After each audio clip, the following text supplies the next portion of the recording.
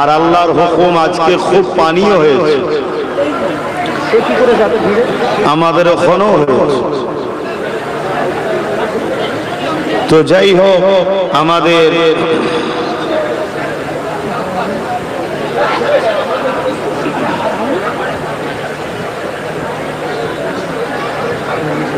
মুজাদ্দিদ জামান দাদা হুজুর রহমাতুল্লাহ আলাইহি সিলসিলার উজ্জ্বল নক্ষত্র আমাদের বদরুদ্দিন আজহারি মিশরি নানা এই জায়গায় এসে আমাদের ডাক্তার আফতাবউদ্দিন সাহেবের আব্বাকে নিয়ে এই মাদ্রাসা ভিত্তি স্থাপন করে দিয়েছিলেন। আল্লাহ রহমত, আজকে দিনকে দিন সেই প্রতিষ্ঠান আপনাদেরই সকলের কাঁধের উপর দিয়ে, আপনাদেরই সকলের সহযোগিতায় আস্তে আস্তে বড় হচ্ছে। এখান থেকে অনেক ছেলে হাফিজে কোরআন হয়ে আল্লাহর পবিত্র কালামুল্লাহ শরীফকে সিনাই করে নিয়ে তারা যে যার জায়গায় যে যার ঘরে ফিরে যাচ্ছে এবং এখানে কোরআন তেলাওয়াত হচ্ছে। এই কোরআন তেলাওয়াতের বরকতে আপনাদের এলাকার বালা মুসিবত কোরআনের খাতিরে আল্লাহ পাক হটিয়ে দিচ্ছে, বলুন সুবহানাল্লাহ। এবং আল্লাহ রাসূল বলেছেন, যারা দ্বীনি শিক্ষার জন্য সহযোগিতা করে তারাও একজন হাফেজে হাক্কানির সাথে 70 জন পর্যন্ত ব্যক্তি জান্নাতে যাবে, জোরে বলুন সুবহানাল্লাহ। যারা ওই হাফেজ হওয়াতে সহযোগিতা করেছে, তাহলে সেই কাজ আজকে দীর্ঘদিন আমাদের ডাক্তার আফতাবউদ্দিন সাহেবের আব্বাজান, আমার মুরব্বী বাপ সমতুল্য, কিন্তু মুজাদ্দিদের খুন হিসাবে তিনি আমাকে খুবই সম্মান করে। আমাকে দেখে নয়, আমার দাদা হুজুরকে দেখে তার খুন আছে। অ্যাকচুয়ালি পীর মুরিদি ব্যাপারটা যারা এই লাইনের পথিক তারাই বোঝে, যারা বোঝে না তারা একটু পাগলা পাগলা ভাবে। হাকিকাতে পাগল যে তারা নিজেরাই বোঝে না। হযরত ইমামে হাসান হুসাইন পাক আলাইহিমুস সালামগণ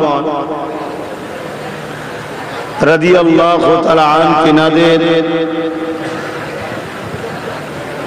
হযরত ওমর ফারুক রাদিয়াল্লাহু তাআলা আন ইমাম হাসান হুসাইন পাক হুজুরের খেদমত করতেন। কথা বুঝে আসছে? এইটা দেখে জিজ্ঞেস করা হচ্ছে যে আপনি নবী পাক সাল্লাল্লাহু আলাইহি ওয়াসাল্লামের দ্বিতীয় সাহাবা হযরত ওমর ফারুক হুজুর বলছেন, শোনো, আল্লাহর নবীর পেয়ারা হলো হাসান হুসাইন, অতএব নবীকে খুশি করতে যদি চাও হাসান হুসাইনকে খুশি করো, বলুন সুবহানাল্লাহ। তো যাই হোক, সেই হিসাবে মুরব্বী বাপ তিনি সম্মান করে, ভালোবাসে। এবং আমাদের হাফেজ মুফতি নিজামউদ্দিন কাশিমি সাহেব এবং তিনার আরেক ভাই, তোমার ওই ভাইটার নাম মিনহাজ, হাফেজ মিনহাজউদ্দিন সাহেব, আরেকজনকে হাফেজ নুরউদ্দিন সাহেব। একটাকেই ডাক্তার করেছে, বাকিটা আল্লাহ করে সব রাসূলুল্লাহ দ্বীনের খাদেম তৈরি করেছে। তবে ডাক্তারও হওয়া খারাপ নয়, এখানেও মানুষের সেবা করা যায়, আর মানুষের সেবাটাও রাসূলুল্লাহর দ্বীনেরই মধ্যেই পড়ে, বলুন আলহামদুলিল্লাহ। অ্যাকচুয়ালি আমরা কিছু মানুষ দিনকে কুক্ষিগত করে ফেলছি, দিনকে মানে একটা প্রথাগত পুঁথিগত ভাবে চালাবার পরিকল্পনা কিছু মানুষ করছি। দিন তো কমপ্লিট একটা ব্যবস্থা, এবং ইসলামে সবথেকে মহান কাজ হলো ক্ষুধার্ত মানুষকে খানা খাওয়ানো, ক্ষুধার্ত মানুষকে বলুন খানা খাওয়ানো ইসলামে সব থেকে ভালো কাজ। আল্লাহ নবীর কাছে একজন অমুসলিম ইহুদি ধর্মের ধর্মগুরুদের বলা হয় রাহেব, সে আমার রাসূল পাক সাল্লাল্লাহু আলাইহি ওয়াসাল্লামকে জিজ্ঞেস করছে যে ইসলামের সবথেকে ভালো কাজ কোনটা? ইসলামে আমার রাসূল পাক সাল্লাল্লাহু আলাইহি ওয়াসাল্লাম বললেন ক্ষুধার্তকে খানা খাওয়ানো। বলুন সুবহানাল্লাহ। ওই রাহেব জিজ্ঞেস করছে ক্ষুধার্ত যদি অমুসলিম হয়? আল্লাহ নবী বললেন আমি মানুষের কথা বলেছি, মুসলিম অমুসলিম বলিনি, মানুষ বলেছি। অতএব মানুষ তার ধর্মীয় কি পরিচয় সে আর তার রবের কাছে জবাব দেবে। কিন্তু স্রষ্টা সৃষ্টি যখন ক্ষুধার্ত থাকে তাকে যদি খানা খাওয়াও, মহান স্রষ্টা তার উপরে বড় রাজি খুশি হয়ে যায়। ইসলামের সব থেকে উত্তম ভালো কাজ। আর এই ইসলামের ভালো কাজগুলোর জন্যই যারা প্ল্যান মাফিক ক্ষুধার্ত তৈরি করে, প্ল্যান মাফিক গরিব বানায়, তারা বারবার ইসলামকে আঘাত করে। পাঞ্জাবে বন্যা হচ্ছে, কোন দেশভক্তদের ঘরে দেখা যায় না। দেশভক্ত বুঝতে পারছেন তো কাদের কথা বলছে? সেই মসজিদ মাদ্রাসা খুলে দিয়ে সেই মুসলমানরাই অসহায়ের পাশে দাঁড়িয়েছে, দাঁড়িয়ে কোনো কৃতিত্ব নিতে চায় না, এটা আমার ধর্মের কাজ, খুশি মনে করব। হাজারবার পিটলেও ক্ষুধার্ত দেখলে দুশ্মনের ঘরের ছেলে হলেও খানা খাওয়াবো, এটা আমাদের নেকির কাজ। জোরে বলুন সুবহানাল্লাহ। নিশ্চয়ই আপনারা জানেন কিছুদিন আগে উত্তরপ্রদেশের কোন একটা মেলাতে বিরাট বড় ভয়ানক ঘটনা ঘটেছিল। মসজিদের মতো পবিত্র জায়গা আমরা খুলে দিয়ে, কেন আমাদের কাছে মসজিদ অবশ্যই পবিত্র, কিন্তু আল্লাহ সৃষ্টি জান বাঁচানোর খাতিরে আমরা পবিত্র মসজিদের দর খুলে দিও। সে আমার ধর্মের দেখিনি, সে নারী দেখিনি, সে পুরুষ দেখিনি, সে সেঞ্জা করে পানি নিয়েছে কি দেখিনি। আল্লাহর সৃষ্টি ঘর আল্লাহ খুলে দাও। আমরা খুলে দিয়ে মুহাম্মদ রাসূলের দ্বীনের হুকুম অনুযায়ী কাজ করেছি। এটা আমাদের নেতা মুহাম্মদ রাসূল শিখিয়েছেন, আর ওই শিক্ষাই এই মাদ্রাসাতেই দেওয়া হয়।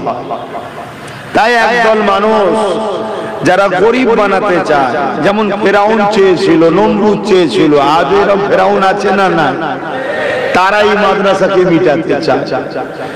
তারা দিন রাত ইসলামের সমালোচনা করে। তো সেই রকম একটা জায়গাতে আপনারা এসেছেন দিনের আলোচনার একটা মাহফিলে। আল্লাহ আপনাদের আশা বসাকে কবুল করে, বলুন আল্লাহুম্মা আমিন। আমার ইচ্ছা যাচ্ছে একটু জালিমদের বিরুদ্ধে কথা বলি। কেন জালিমদের বিরুদ্ধে কথা বলা আল্লাহর কোরআনের হুকুম ও নবীদের সুন্নাত। করে বলুন সুবহানাল্লাহ। কোরআন তো এসেছে জুলুমকে খতম করার জন্য। কোরআনের মিশন তো এটাই। কোরআন কখনো অন্যায়ের সঙ্গে আপোষ করেনি। কোরআন অন্যায়কে খতম করার জন্য এসেছে। ঠিক বললাম না? ভুল বললাম? আবার এই ঠিক বলা জিজ্ঞেস করলে অনেক মৌলী সাহেবদের এখন কষ্ট হয়, যে সামনে সব মুফতি আল্লামা বসে আছে নাকি জিজ্ঞেস করছে।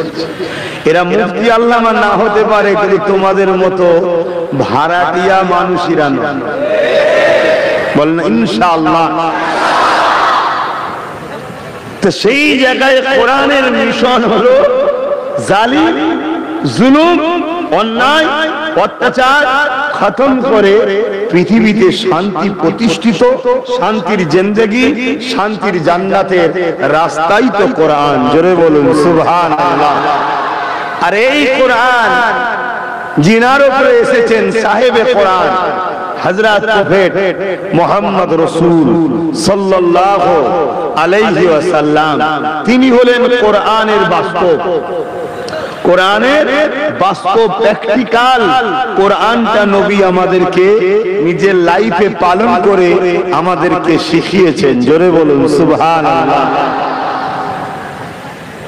কিন্তু মাসটা চলছে রবিউল আউয়ালে, আর আমার বাপ রবিউল আউয়ালের চাঁদের শেষ শনিবার, কি বললাম, শেষ শনিবারই মাহফিল করে।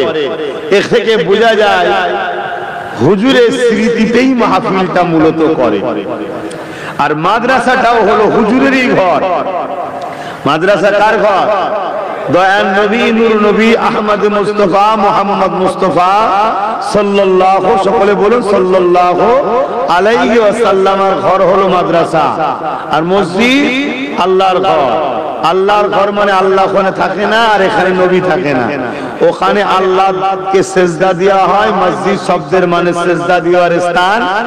আর এখানে নবী দিন শিখানো হয়, অর্থাৎ নবী চিনানো হয় মাদ্রাসায়। জোরে বলুন সুবহানাল্লাহ। আর যে নবী চেনে সে সিদ্দিক আকবর হয়, আর যে নবী চেনে না সে আবু জেহেল হয়। যে নবী চেনে সে গরিবের নামাজ হয়, যে নবী চেনে না সে হতভাগা আকবর হয়। যে নবী চেনে সে মুজাদ্দিদ জামান আবু বকর সিদ্দিক হয়, আর যে নবী চেনে না সে বুশ হয়। বুশ চেনেন তো বুশকে? অতএব নবী চিনানো এখানে হয়। আসেন আলোচনার দিকে যাই। সকলে প্রাণ খুলে জবান ছেড়ে নিজের নেতার উপরে দরুদ পড়ুন। আল্লাহুম্মা সাল্লি আলা। এই পাখাটা এরকম ভাবে দিলে হবে না, তো গলায় লাগছে। বন্ধ করেন পাখা, পিছন থেকে দিতে হয় না, এক্ষুনি গলা বসিয়ে দেবে। কেন কথা বলছি, গরম হচ্ছে আর ঠান্ডা হাওয়া মারছে। পাখা সবসময় পিছন থেকে পিঠে দিতে হয়। আউযু বিল্লাহি মিনাশ শাইতানির রাজীম। বিসমিল্লাহির রহমানির রহিম।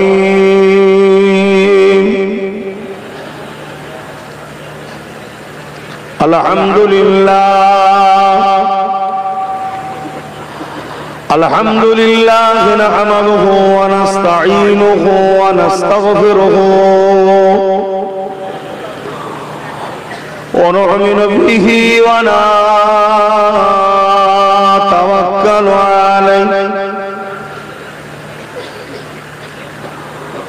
ওয়া নাউযু বিল্লাহি মিন শুরুরি আনফুসিনা ومن سيئات أعمالنا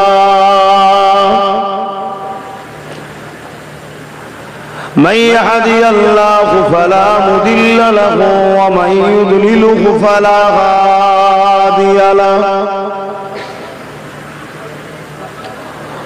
ونشهد أن لا إله إلا الله وحده لا شريك له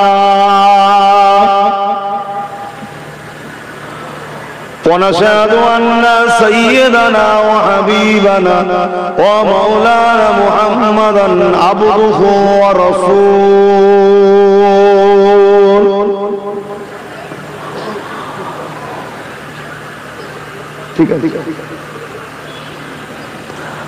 أما بعد فيا أيها الحاضرون رحمكم الله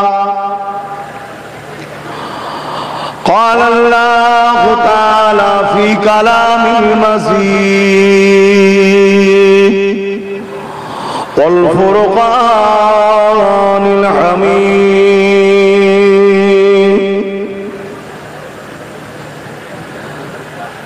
إن الله وملائكته يصلون على النبي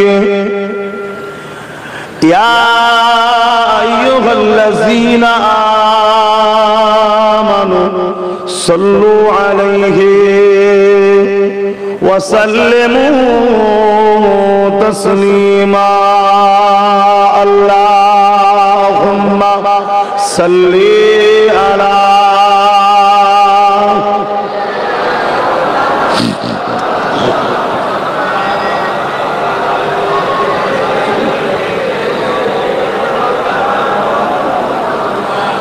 मोहब्बते अल्लाहुम्मा सल्ली अला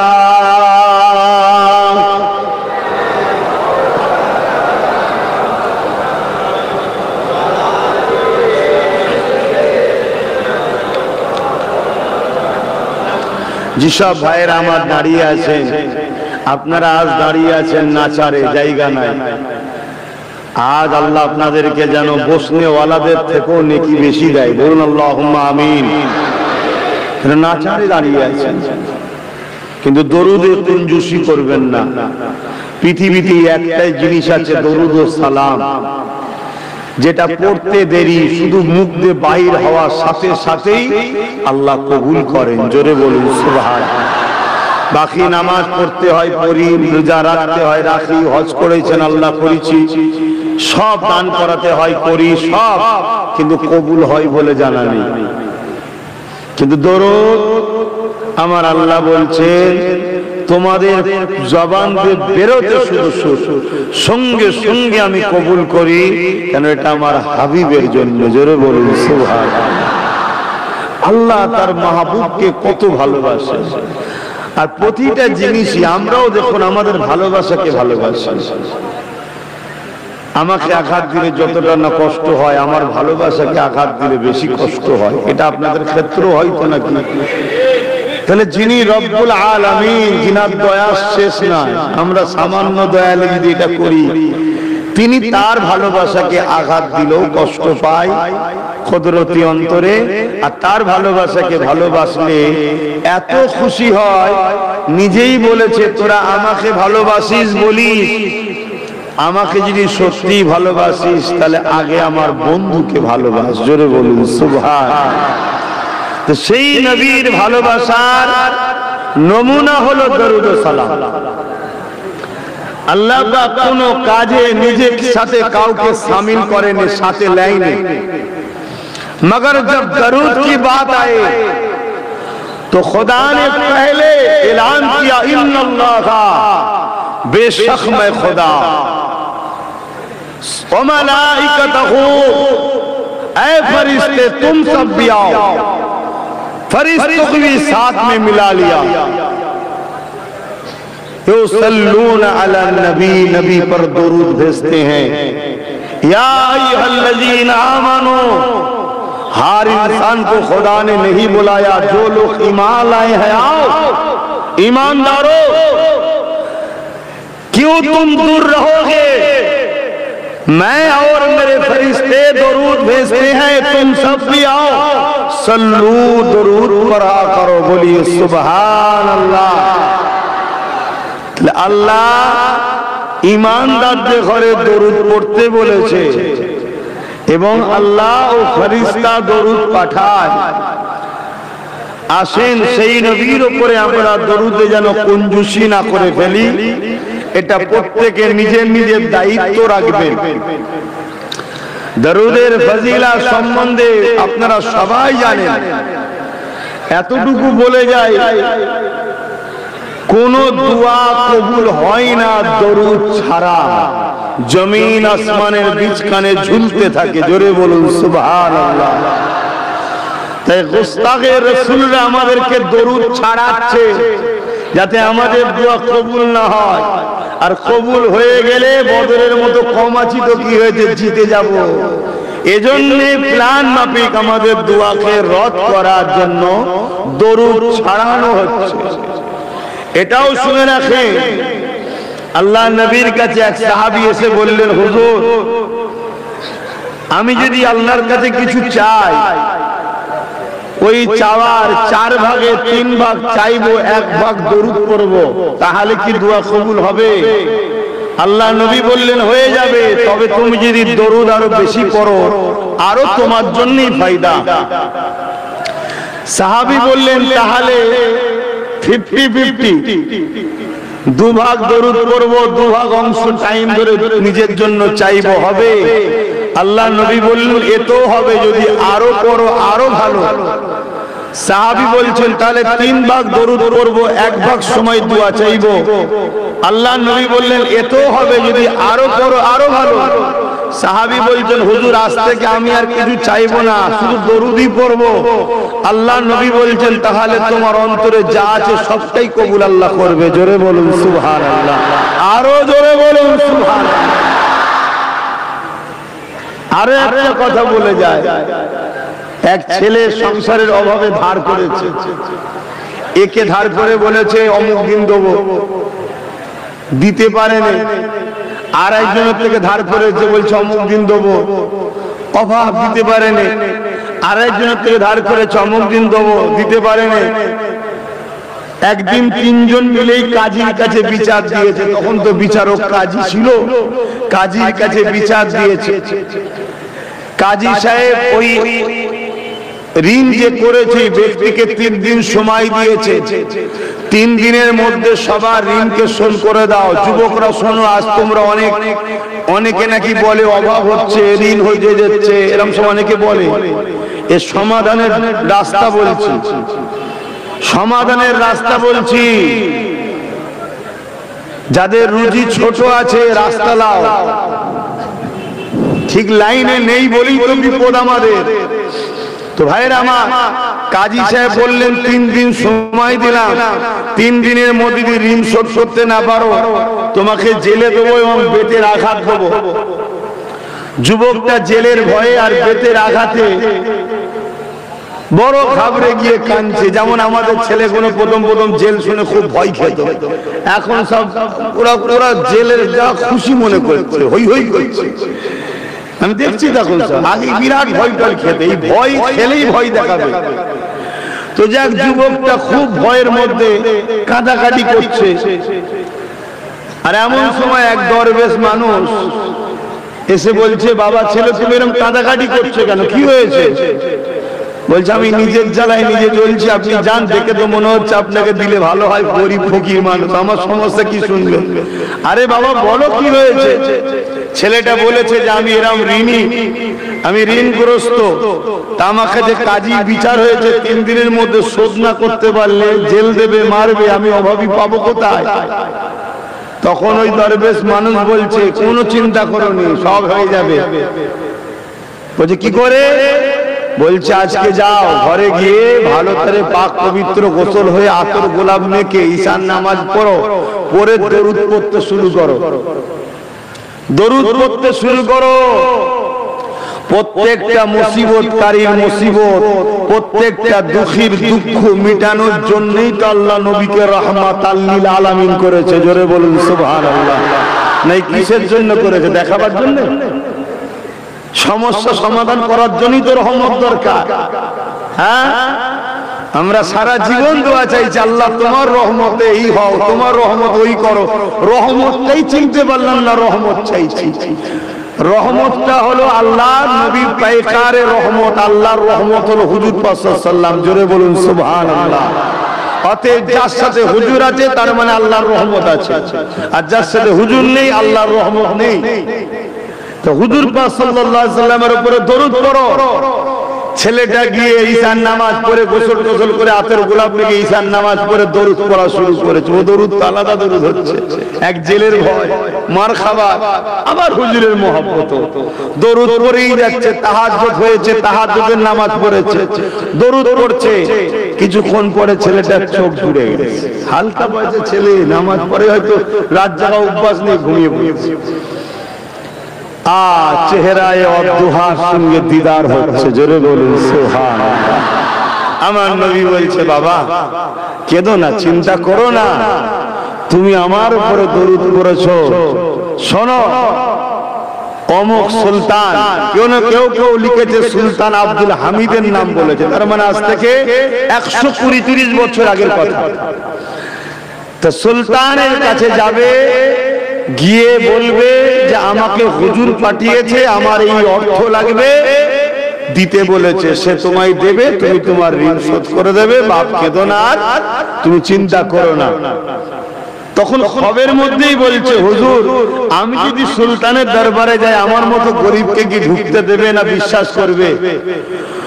তখন বলবে সুলতানকে যে নবী পাঠিয়েছে, নবী পাঠিয়েছে, হুজুর যদি নবী আপনার কথা বলি সুলতান তো আমাকে আঘাত দেবে যে তুমি তোমার প্রয়োজনের জন্য নবীকে খারাপ জায়গায় ব্যবহার করছো।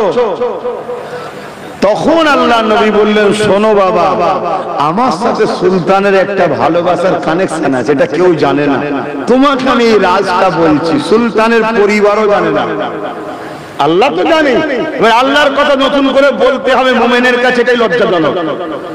মুমিনের কাছে যদি বলতে হয় আল্লাহ জানে, এটাই তো দুঃখ যে কিসের মুমিন এগুলো।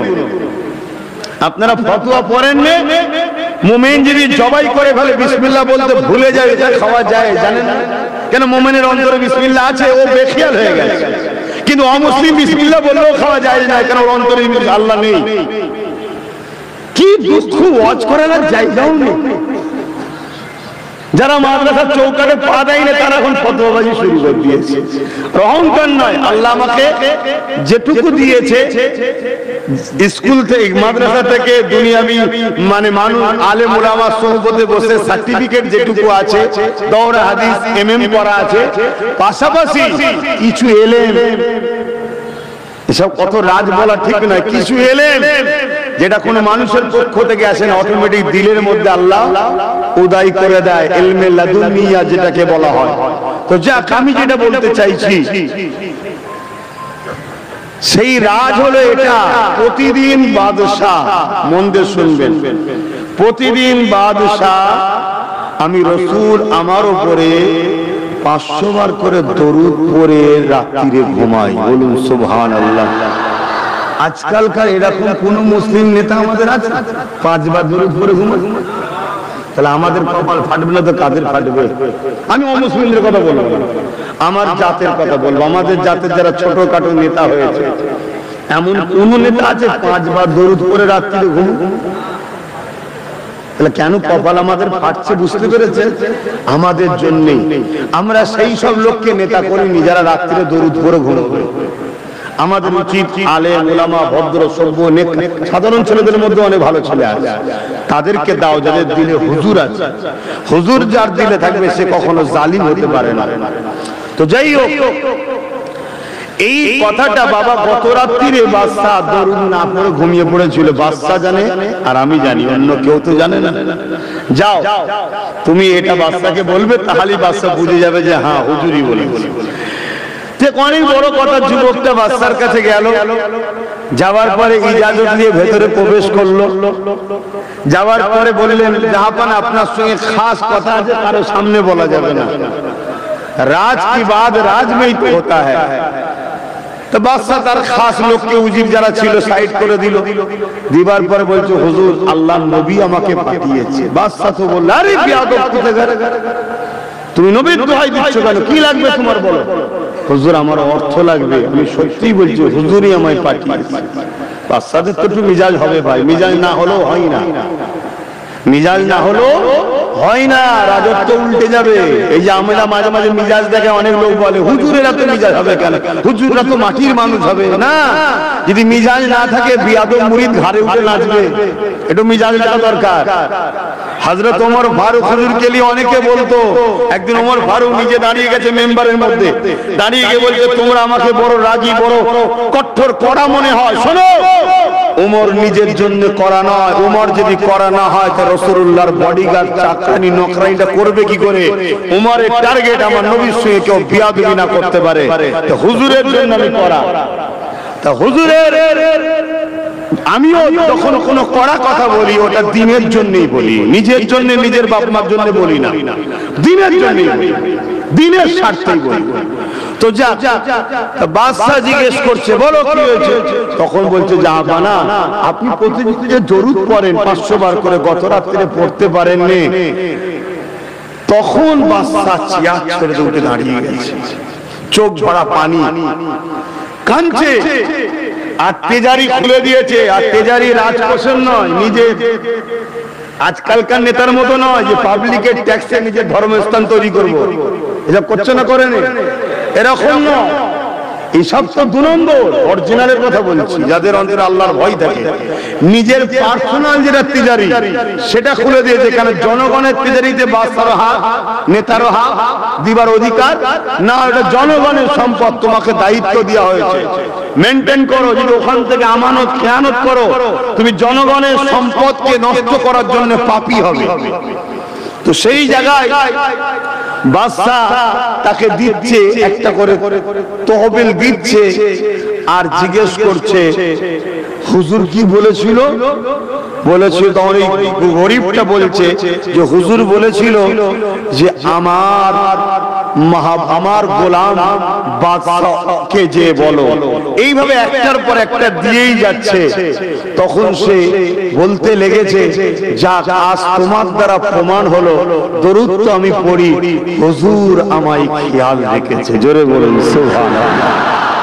এই রাজত্ব যদি তুমি চাও বলো, আমি দিয়ে দিতে এক্ষুনি রাজি। হুজুর যে আমায় মনে রেখেছে, এই রাজত্বের কাছে এই হুজুর আমায় মনে রেখেছে, এই ভালোবাসার কাছে এই রাজত্বটা কিচ্ছু দাম আমার কাছে নেই। জোরে বলুন সুবহানাল্লাহ।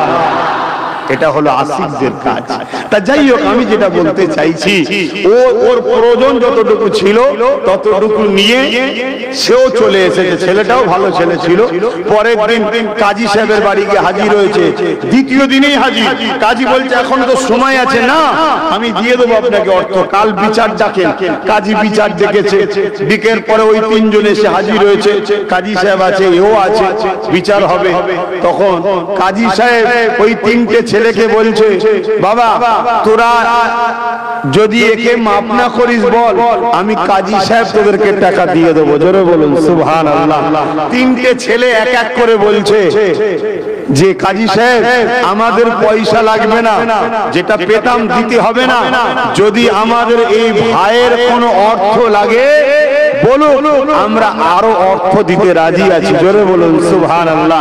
কাজী সাহেব জিজ্ঞেস করছে, এটা তো সেদিন বলতে পারতিস। তখন 3 জনই বলছে, সেদিন তো এটা ঘটেনি, যেটা পরে ঘটেছে। কি ঘটেছে?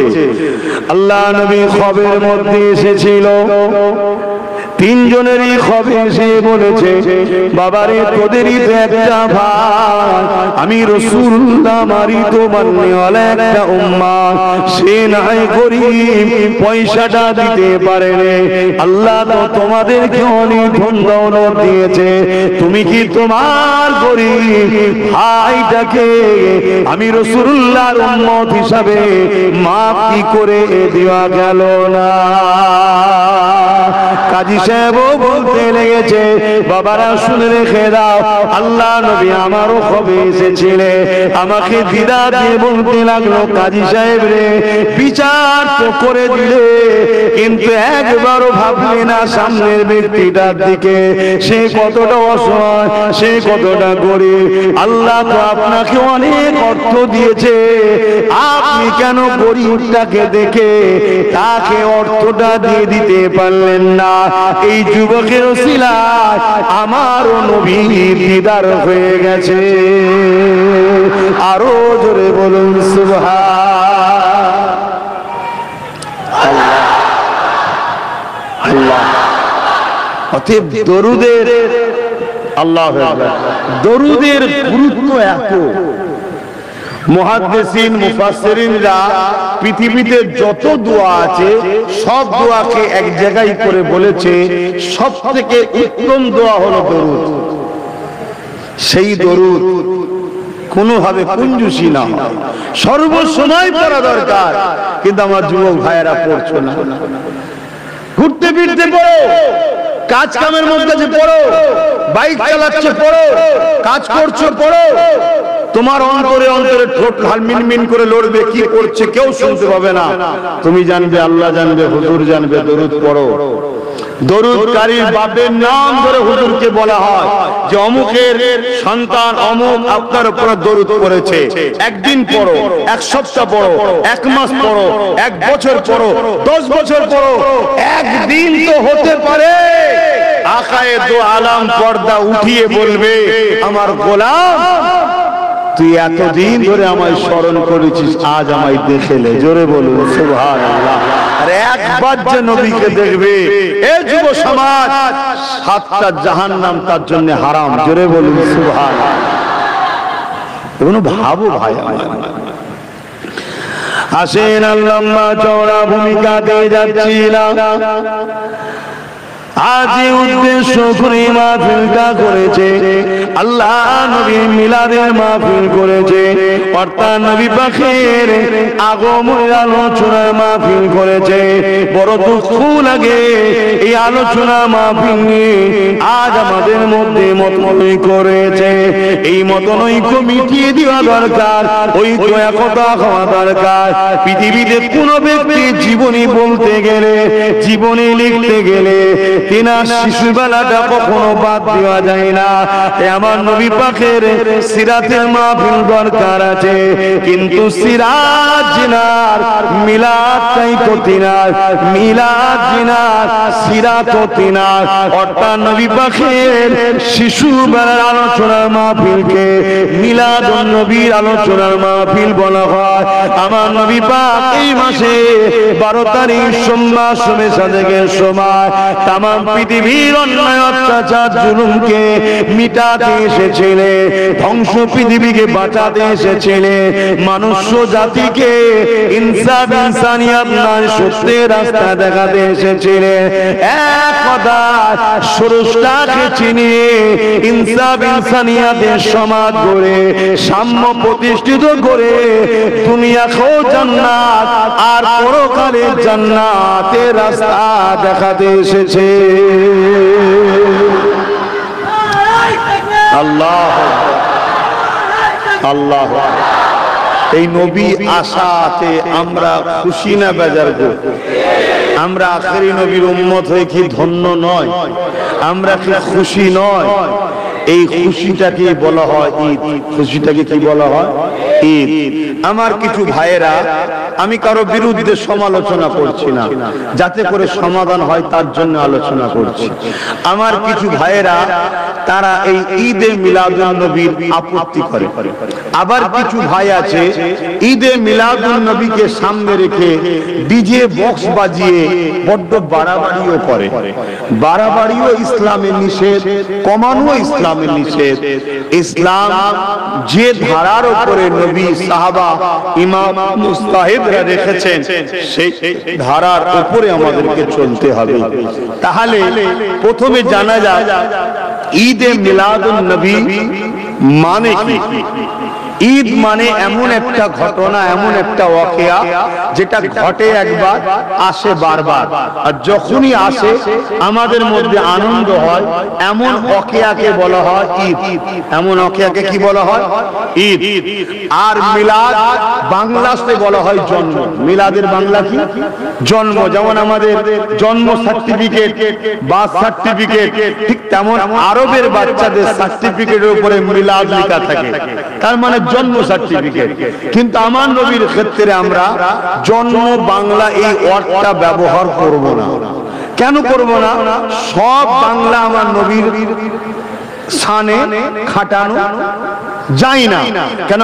আমরা জন্ম বলতে তার অস্তিত্ব মনে করি। একটা বাচ্চা জন্ম হয়েছে কালকে, আমরা মনে করি এই বাচ্চার অস্তিত্ব শুরু হলো। কিন্তু আমার নবী পাক সাল্লাল্লাহু আলাইহি সাল্লামের তো 12 রবিউল আউয়াল থেকে তিনি নবী নন, সেই দিনই তো তিনি শুরুটা নন, তিনি তো তারও হাজার হাজার হাজার হাজার হাজার হাজার হাজার, কত হাজার বলবো, আগো মুহাম্মদ রাসূল নবী রাসূল ছিলেন। জোরে বলুন সুবহানাল্লাহ। আমরা যে কোরআন শরীফটা পেয়েছি এটা তো লাউহে মাহফুজ থেকে এসেছে। লাউহে মাহফুজে অরিজিনাল কপি আছে, ওখান থেকে ধারাবাহিকভাবে ওই আয়াতগুলো আমার নবীর উপরে রোজার মাসে ধারাবাহিকভাবে নাজিল হয়েছে। কথা বুঝা আসছে? তা আমার আল্লাহ আমার এই কোরআনের মধ্যে একটা সূরা আছে, সূরা ইয়াসিন। আমার আল্লাহ তার হাবিবকে ডাকছে, ইয়াসিনটা আমার নবীর নাম। ইয়াসিন ওয়াল কুরআনিল হাকীম ইন্নাকা লামিনাল মুরসালিন। অর্থাৎ হে আমার ইয়াসিন, অর্থাৎ যিনি প্রেজেন্ট আছে অলরেডি তাকে ডাকছে, হে আমার ইয়াসিন, বিজ্ঞানময় কোরআনের কসম, ইন্নাকা লামিনাল মুরসালিন, অবশ্যই আপনাকে আমি প্রেরিত করেছি নবী রাসূল করে। জোরে বলুন সুবহানাল্লাহ। তো সেই জায়গায় এটা কিন্তু কোরআন পেয়েছি রাসূল আসার পরে, কিন্তু এই কোরআন লাউহে মাহফুজে সবকিছু সৃষ্টির আগে, জমিন, পাহাড়, পর্বত, আদম, কি বলে ফেরেশতা, সবকিছু সৃষ্টির আগে ওই কোরআন সেখানে আল্লাহ লিপিবদ্ধ করে রেখেছে কলমের দ্বারা। কথা বুঝে আসছে? তখনও কিন্তু আমার নবী ছিলেন। এই বিষয়ে আরেকটা কথা বলি, আমাদের সমাজে অনেকে ধারণা আল্লাহ নবী নাকি 40 বয়সে নবুয়ত পেয়েছে। এটা চরম একটা অসত্য, এটা ঈমান ক্ষতিকারক একটা কথা। আমার নবী পাক 40 বছর বয়সে নবুয়ত পাইনি। আল্লাহ নবী 40 বছর বয়সে নবুয়তের এলান করেছে, নবুয়তের কাজ শুরু করেছে। আমার নবী তো তখন নবী ছিল। হযরত জিবরাইল আলাইহিস সালামকে আল্লাহ নবী একদিন জিজ্ঞাসা করলে, এ জিবরাইল আপনার বয়স কত? এটা হাদিস শরীফ বলছি, যুবক মন দিয়ে শোনে, আব্বা মায়েরা মন দিয়ে শোনে। আখেরি জামানা মানুষ আর টাকা পয়সা চুরি করছে না, মানুষ এখন ঈমান চুরি করতে নেমে পড়েছে। এ নওজওয়ানেরা, আল্লাহ নবী জিজ্ঞাসা করলে, ও হযরত জিবরাইল আপনার বয়স কত? হযরত জিবরাইল বলতে লাগলে, ইয়া রাসূলুল্লাহ হাবিবাল্লাহ, এই সংখ্যা গুণে এইভাবে আমি বলতে পারি না, তবে ইয়া রাসূলুল্লাহ হাবিবাল্লাহ আমি একটা ওয়াকিয়া আপনাকে শোনাই, যেটা থেকে আপনি হিসাব করে না। এই ওয়াকিয়া হযরত জিবরাইল আলাইহিস সালাম বলেছিলেন, ইয়া রাসূলুল্লাহ হাবিবাল্লাহ, আল্লাহ যখন আমাকে সৃষ্টি করেছে, না জমিন ছিল, না আসমান ছিল, না চাঁদ ছিল, না সূর্য ছিল, না পাহাড় ছিল, না পর্বত ছিল, না কাবা ছিল, না কিছুই ছিল, না আদম সাবিল্লাহ ছিল, ইয়া রাসূলুল্লাহ হাবিবাল্লাহ ইসরাফিলও ছিল না, মিকাইলও ছিল না, আজরাইলও ছিল না। আমি জিবরাইলকে যখন আল্লাহ বানালে, আমি মাথা তুলে আল্লাহ পাকের আরশ আজিমের নিচে একটা নূরের চাদর দেখতে পেলাম। ওই চাদরে একটা তারার চমক দেখলাম। ওই নূরের তারার চমকটা দেখে আমি জিবরাইল বড় দিবানা হয়ে গেলাম, ওটাকে দ্বিতীয়বার দেখার জন্য। ইয়া রাসূলুল্লাহ হাবিবাল্লাহ ইন্তেজার করতে করতে করতে 70,000 বছর কেটে গেল। 70,000 বছর কেটে যাবার পর ওই তারাটাকে আমি জিবরাইল দ্বিতীয়বার দেখতে পেলাম। ইয়া রাসূলুল্লাহ হাবিবাল্লাহ ওই তারাটাকে দ্বিতীয়বার দেখার পরে আমি জিবরাইল তৃতীয়বার দেখার জন্য আরো বড় বেচैन দিবানা হয়ে গেলাম। তৃতীয়বার দেখার ইন্তজারে রইলাম। ইয়া রাসূলুল্লাহ হাবিবাল্লাহ 70,000 বছর ধরে আবার অপেক্ষা করলাম। আবার 70,000 বছর কেটে গেল, আবার তারাটাকে দেখতে পেলাম।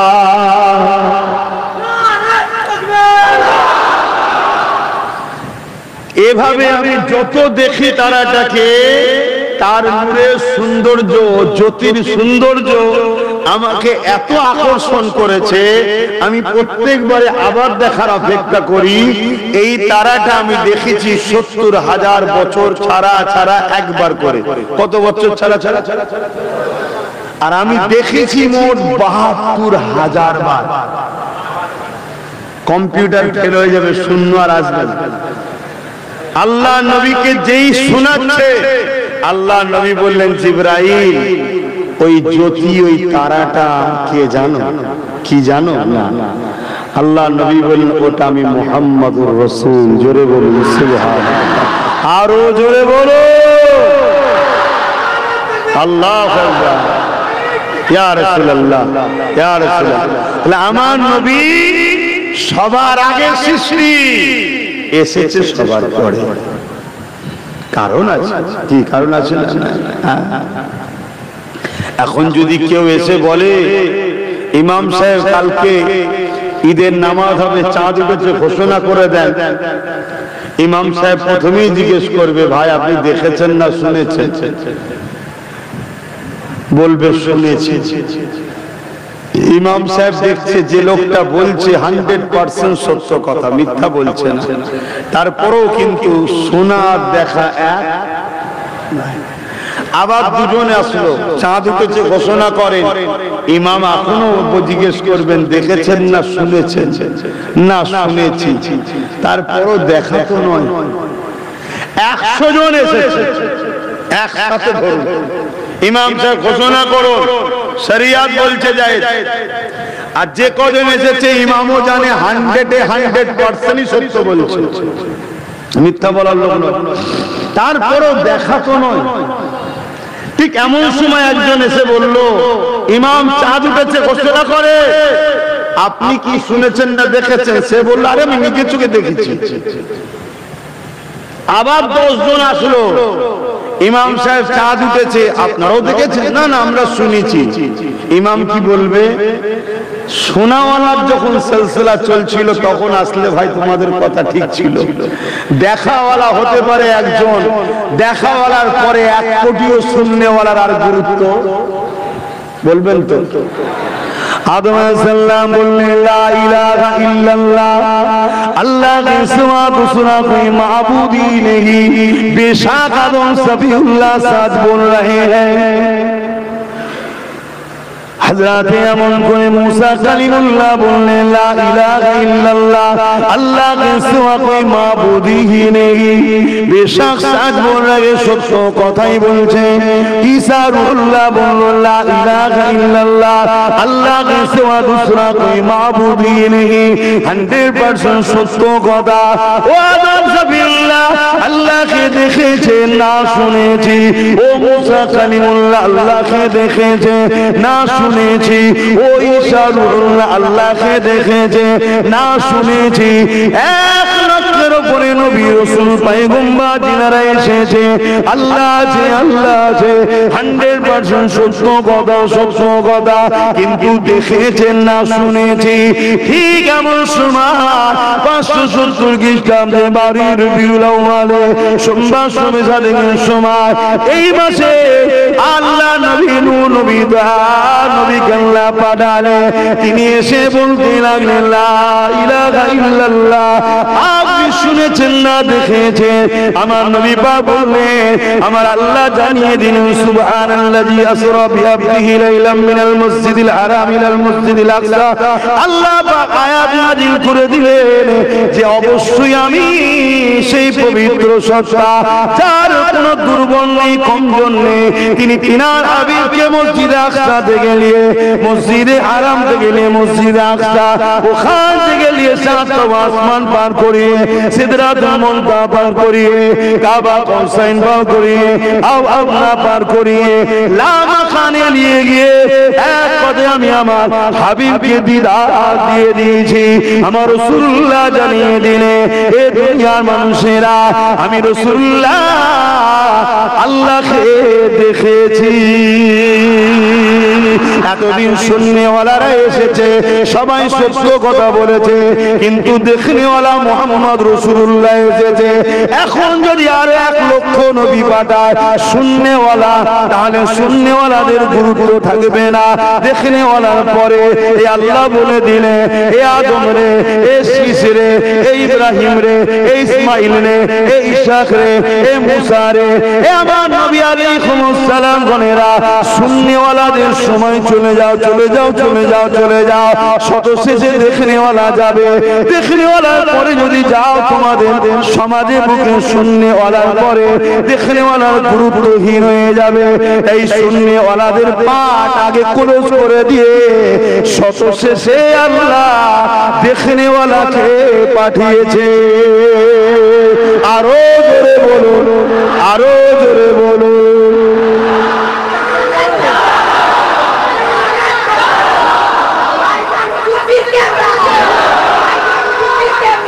আল্লাহু আকবার।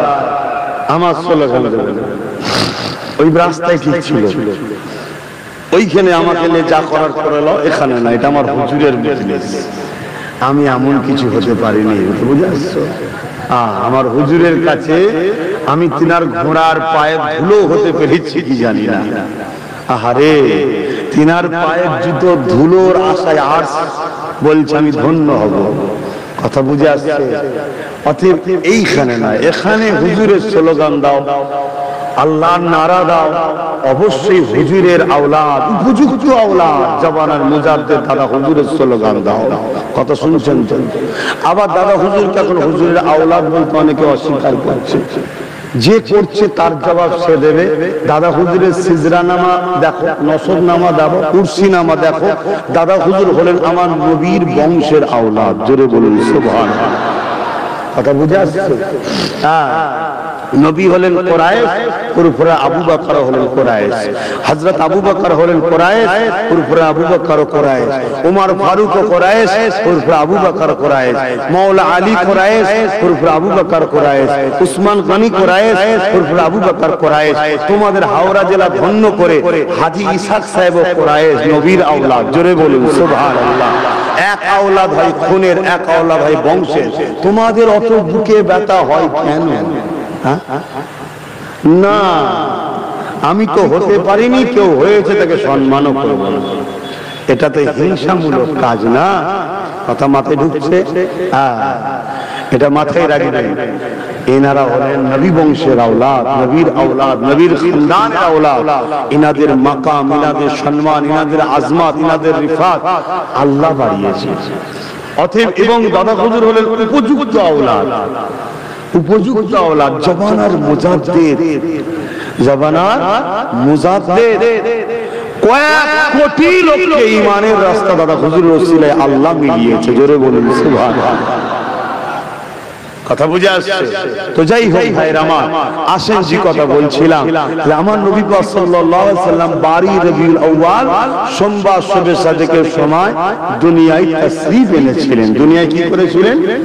উপস্থিত হয়েছিলেন, হাজির হয়েছিলেন, আগমন করেছিলেন। দুনিয়াবি জিন্দেগি 63 বছরের জন্য, দুনিয়াবি জিন্দেগি 63 বছরের জন্য আমার নবী পাক এসেছিলেন আমাদেরকে আল্লাহ চিনাতে, জান্নাতি মানুষ বানাতে। জোরে বলুন সুবহানাল্লাহ। এবং ধ্বংস পৃথিবীকে বাঁচাতে এসেছিলেন। সেই নবী পাক আসাতে আমরা এই মাসে কি করি? নবীর শিশুবেলার আলোচনা করি, আগমনের আলোচনা করি, যেটাকে আরবি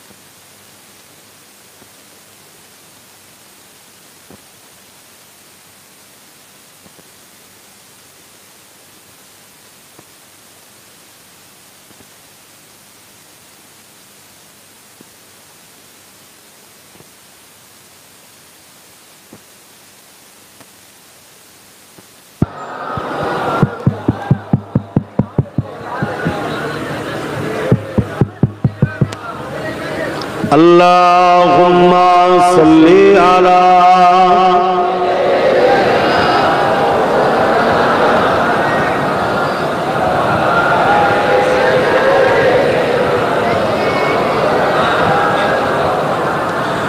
फलक के नजारों, ज़मीं के बहारों, खुशी सब मनाओ, हुजूर आ गए हैं, हुजूर आ गए हैं, हुजूर आ गए हैं, हुजूर आ गए हैं, हुजूर आ गए हैं। उठो गम के बेसहारो खबर ए सुनाओ हुजूर आ गए हैं, हुजूर आ गए हैं, हुजूर आ गए हैं, हुजूर आ गए हैं, हुजूर आ गए हैं। अनोखा निराला उजीसान आया, अनोखा निराला उजीसान आया, सारे रसूलों का सुल्तान आया। आरो जोरे बोले এটাই নাজাত, এটাই ঈমান। এবারে নামাজটা তাহলে কি জান্নাতের মাকাম বাড়াবে। আমরা উদাহরণ দিয়ে বলছি 3 স্টার 4 স্টার 5 স্টার 7 স্টার সব থাকে না, যত স্টার বাড়বে তার মানে তার ফ্যাসিলিটি বাড়ো, ভিআইপি। এই হুজুরের উপরে প্রেম ভালোবাসা, এই মহব্বতটা হলো ঈমান। এর উপরে নামাজ দাও, রোজা দাও, হজ দাও, তোমার ক্যাটাগরি জান্নাতে বাড়বে। কিছু বুঝাতে পারছি? আর এই জোশটা জানলে হুজুরের ভালোবাসায় আর কিছু নেই। এটা মাথার মধ্যে রাখো যুবকরা, খুব ভালো করে বলে যাচ্ছি। পুরো বিশ্ব জুড়ে ষড়যন্ত্র চলছে উম্মতে মুহাম্মাদীকে মুহাম্মদ রাসূলের দিন থেকে সরিয়ে ঈসা নবী মুসা নবীর দিনের উপরে নিয়ে যাওয়ার পরিকল্পনা চলছে। অবশ্যই মুসা নবী ওবার হক সত্য, ঈসা নবী ওবার হক সত্য। মুসা আলাইহিস সালামের জুতা মুবারকের ধুলো আব্বাস সিদ্দিকীর চোখে সুরমা বানা, ঈসা সালামের জুতোর ধুলো আব্বাস সিদ্দিকীর চোখে সুরমা হয়ে যা। কিন্তু মুহাম্মদ রাসূল আসাতে ঈসা নবী মুসা নবী সমস্ত নবীদের ডাঙ্কা বাজানো বন্ধ। কেন? নবীদের সুলতান মুহাম্মদ রাসূল চলে এসেছে। জোরে বলুন, আরো জোরে বলুন, হাত তুলে বলুন লব্বাইক লব্বাইক লব্বাইক লব্বাইক। সাইয়্যিদি ওয়া মুর্শিদি, সাইয়্যিদি ওয়া মুর্শিদি, সাইয়্যিদি ওয়া মুর্শিদি, নারে তাকবীর। আজ পুরো পৃথিবী আমার রাসূল থেকে আমাদেরকে সরাবার প্ল্যান করছে। এই প্ল্যান দুই ধরনের হচ্ছে। এক, দাড়িওয়ালা টুপিওয়ালা সুরাতে উলামাদের দ্বারা আমাদের কাছ থেকে নবীর আদব প্রেম আজমত মাকামকে সরাবার প্ল্যান চলছে। আর এক হলো রাজ ক্ষমতার দ্বারা। আমরা শুনেছি প্যালেস্টাইন কি বলে, প্যারিসে, স্পেনে, ফ্রান্সে, আমেরিকায়, ব্রিটেনে, ব্রাজিলে, বিভিন্ন দেশে মুহাম্মদ রাসূলের উপরে নোংরা নোংরা কার্টুন ফিল্ম, মিথ্যা মিডিয়া ঘোষণা দ্বারা আমার নবীকে আঘাত দিবার চেষ্টা হয়েছে। তবে আলহামদুলিল্লাহ, আতরকে কখনো কেউ ঢেকে রাখতে পারে না, আতরকে কখনো কেউ ঢেকে রাখতে পারে না। আর আতর তো জন্ম হয়েছে মুহাম্মদ রাসূলের পাসিনা থেকে। জোরে বলুন সুবহানাল্লাহ। সেই মুহাম্মদ রাসূলের আখলাক, সেই মুহাম্মদ রাসূলের চরিত্র, সেই মুহাম্মদ রাসূলের আদর্শ, সেই মুহাম্মদ রাসূলের লাইফস্টাইল, সেই মুহাম্মদ রাসূলের মানব প্রেম, সেই মুহাম্মদ রাসূলের গরীব প্রেম, মুহাম্মদ রাসূলের এতিম প্রেম, মুহাম্মদ রাসূলের অসহায়ের উপরে প্রেম, মুহাম্মদ রাসূলের মনুষ্যত্বের উপরে প্রেম। এই প্রেম তো আতরের থেকেও আরো বেশি খুশবু। এটাকে ঢাকার চেষ্টা যারাই করেছে তাদের ঘর থেকেই আল্লাহ ঈমানের কলেমা পড়িয়ে মুহাম্মদ রাসূলের গোলাম তৈরি করেছে। জোরে বলুন সুবহানাল্লাহ। ইতিহাস তার প্রমাণ দিচ্ছে। বুশ চেয়েছিল আমেরিকা থেকে ইসলামকে মুছে দেব, বুশেরই কন্যাকে আল্লাহ কোরআনের হাফেজা বানিয়েছে। জোরে বলুন সুবহানাল্লাহ। তাম পৃথিবীতে ষড়যন্ত্র চলছে দুই ভাবে। এক, দাড়ি টুপি উলামা সেজে মুসলিমদের সরল কিনা নিরীহ মানুষের ঈমানকে লুটা হচ্ছে। হুজুরের গুস্তাখি করে, হুজুরের মাকামের বিরোধী করে, হুজুরের শানের বিরোধী করে, হুজুরের মর্তবার বিরোধী করে এক চুরি করা চলছে ঈমানকে, আর এক হলো ক্ষমতা, রাজ ক্ষমতার জোরে। দুঃখ পেলেও কিছু করার নেই, বলতে হবে। ঠিক তেমনই গত কয়েকদিন আগে আমার দেশের উত্তরপ্রদেশে ক্ষমতার জোর দেখে আমার নবীর প্রেম ভালোবাসা থেকে মুসলিম সমাজকে সরাবার একটা চক্রান্ত করেছে, যে খবর আপনাদের সকলের কাছে আছে না নাই? ঠিক তেমনই আমার বাংলাতেও হয়েছে। আমার বাংলাতেও নবী দিবসের মাহফিলে যাওয়ার জন্য এই বাংলার ক্ষমতাশালীরা তারা মানুষের ঘরের কারেন্টের তার কেটেছে, ঘর ছাড়া করেছে, পিটিয়েছে, মেরেছে। কেন তোরা নবী দিবসে যাবি? তাহলে দুই দিক দিয়ে আমাদের ঘরে নবী থেকে সরাবার পরিকল্পনা চলছে না চলেনি? আজ সাক্ষী দেন এতগুলো মানুষ, আমরা জীবন দিতে রাজি আছি, নবী ছাড়তে রাজি নয়। কারা কারা হাত তুলে দেখা? আমরা জীবন দিতে রাজি আছি, নবী ছাড়তে, নবী ছাড়তে, নবী ছাড়তে, নবী ছাড়তে হাত নামান। আজকের আবু জেহেলকে জানিয়ে দেব আমরা বেলালের উত্তরসূরি। আজকের উদওয়া সাইবাকে জানিয়ে দেব আমরা খুবাইবের উত্তরসূরি। আজকের আবু জেহেল উদওয়া সাইবাকে জানিয়ে দেব আমরা খাব্বাবের উত্তরসূরি, আমরা নবী সাহাবাদের উত্তরসূরি। আমরা মরণকে হাসতে হাসতে গলায় নেব। কেন? আমরা জানি মরে যখন কবরে যাব, যার ইন্তজার পরিসান সেই মাহবুবের দিদার তখন কবরেই হবে। জোরে বলুন সুবহানাল্লাহ। আরো জোরে বলো লাব্বাইক লাব্বাইক। হাত তুলে তুলে লাব্বাইক লাব্বাইক লাব্বাইক লাব্বাইক। I love I love I love I love I love I love I love নারায়ে তাকবীর। অতএব যুগে যুগে গুস্তাখে রাসূল এসেছে, যুগে যুগে এসেছে।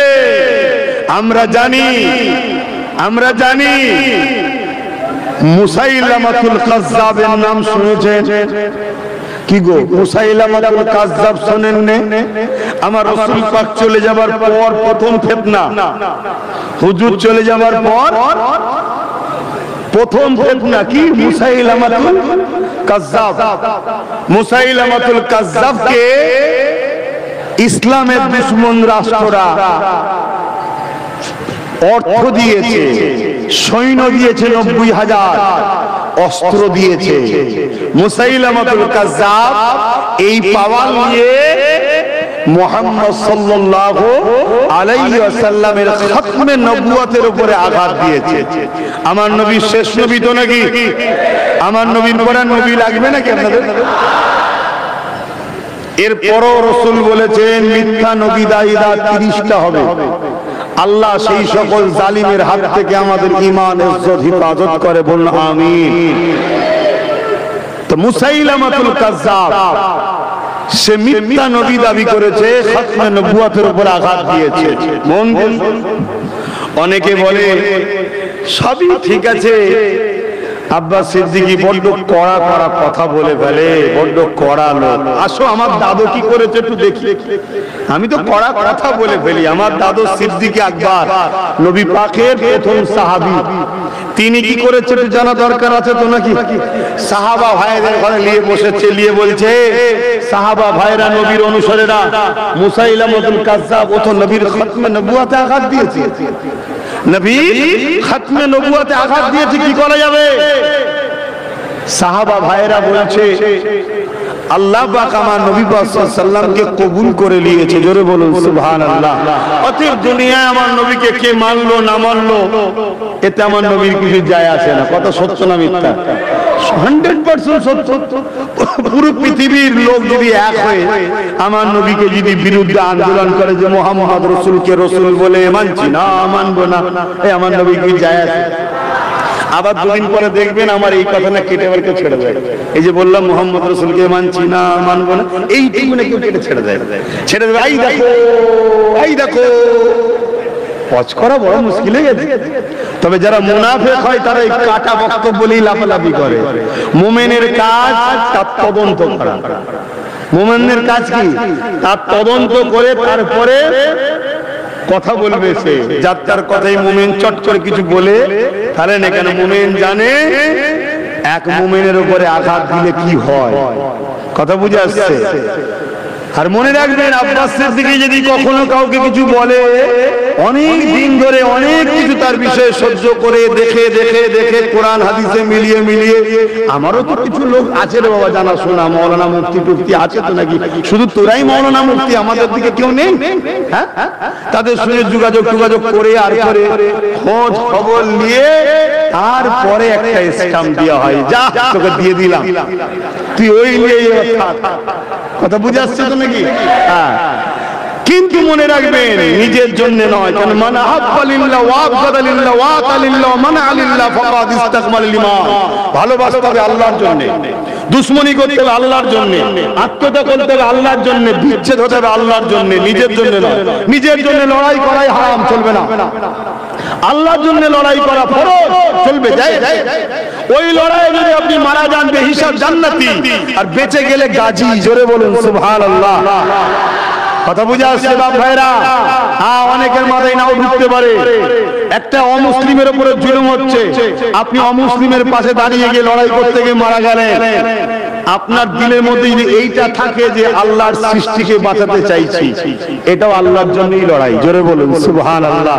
ও অমুসলিম দেখছেন কেন? আল্লাহর সৃষ্টি তো কি, ওটাও আল্লাহর জন্য। কথা বুঝে আসছে? আরে শরীয়ত অনেক সুন্দর জিনিস। ঈদের সময় কাপড় দেন না পরিবারদের, বাচ্চাদের দিবার সময় শুধু ভাববেন আমার নবী তার পরিবার বাচ্চাদেরকে ভালোবাসতেন, বাস সুন্নতের নেকি হবে। জোরে বলুন সুবহানাল্লাহ। পরিবারও খুশি হলো, বাচ্চা খুশি হলো, নেকি হয়ে গেল। স্ত্রীকে খাবার কিনে দেবেন, বাবুকে খাবার কিনে দেবেন, দিবার সময় শুধু ভাববেন যে আল্লাহ বলেছে স্ত্রীর পিছনে খরচ করতে, তাই আল্লাহর জন্য খরচ করছি। তাহলে খরচ করাও হলো, আবার নেকিও হলো, আল্লাহর হুকুমও হলো। জোরে বলুন সুবহানাল্লাহ। নিজে যখন কিছু খাবেন, খাবার সময় সময় নিয়ত করে নেবেন, নফসকে কষ্ট দিতে আল্লাহ নিষেধ করেছে। নফসকেও খাওয়াতে হয়, শরীরকে দিতে হয়, খোরাক দিতে হয়, আল্লাহর হুকুম দিচ্ছি। নিজে আরামও পেলেন, পেটও ভর্তি হলো, আবার নেকিও হলো। জোরে বলুন সুবহানাল্লাহ। ইসলাম এত সুন্দর, প্রতিটা কদমে আল্লাহ আমাদের নেকি। শুধু দিলের মধ্যে নিয়তটা করে নেওয়া, নিয়তটা করে নেওয়া, চটচট নেকি হবে। তো যাক, আমি অন্যদিকে চলে যাচ্ছি। মুসাইলামাতুল কাজ্জাব এই নবী খতমে নবুয়তের উপরে আঘাত করেছে। তখন হযরত আবু বকর সিদ্দিক সাহাবা হুজুরদের বললেন, ভাইরা আপনারা যেটা বলছেন ঠিকই। এবং সাহাবা হুজুররা বললেন, ভাই আবু বকর সিদ্দিক আপনি আমাদের এখন খলিফা, আপনি আমাদের সরদার, লিডার, আপনি যা বলবেন তাতেই আমরা রাজি। হযরত আবু বকর সিদ্দিক বললেন, কথা ঠিকই, আমার নবীকে আল্লাহ যখন কবুল করেছে, দুনিয়ার কে কি বললো না বললে তোমার নবীর কিছু যায় আসে না। কিন্তু আমরা যে ভালোবাসি বলি, ভালোবাসার ইজহার দেখাতে লাগে না? কি গো, দেখাতে হয়তো নাকি? সংসার তো করেন নাকি? যদি শুধু বলেন ভালোবাসি, শুধু বলেন ভালোবাসি, খেতে দেবেন না, থাকতে দেবেন না, জামা কিনে দেবেন না, এ ভালোবাসা কি টেকে? বলবেন এটা কি ইজহার করতে হয়? ভালোবাসা পরীক্ষা দেখাতে হয়। আর আল্লাহ তো কোরআনে এটাও বলেছে যে তোমাদেরকে আমি পরীক্ষা লব ভালোবাসো কিনা। তাই তো? কতটা ভালোবাসতে হবে জানের থেকে। আমার পিছনের ভাইগুলো শুনতে পাচ্ছেন তো নাকি? যারা দাঁড়িয়ে আছে, আমি জানি অনেক কষ্ট করে সেই বাঁদিকে জায়গা নেই, কি করবো, এইদিকে দাঁড়িয়ে আছে। একটু কষ্ট করে থাকেন, আপনি আমায় দেখতে পান না, আমি যদি আপনাকে দেখতে নাও পাই, এতটুকু জেনে রাখবেন আপনি দাঁড়িয়ে আছেন মজলিসকে খেয়াল করে, আপনার আল্লাহ আপনাকে দেখছে। জোরে বলুন সুবহানাল্লাহ। আর কাউকে দেখাবার দরকারও নাই। আর এটা একটা আশিকে রাসূলের কথা শোনেন, আপনার নবী মুহাম্মদ রাসূল আপনাকে দেখেছে। জোরে বলুন সুবহানাল্লাহ। এখন এলিয়ে ফতোয়াবাজি করবেন না, তাহলে মনে দুঃখ লাগবে। আপনি নবীর উম্মতে, নবীর পক্ষে বললে রেগে যান কেন? মাথায় ঢোকে না তো?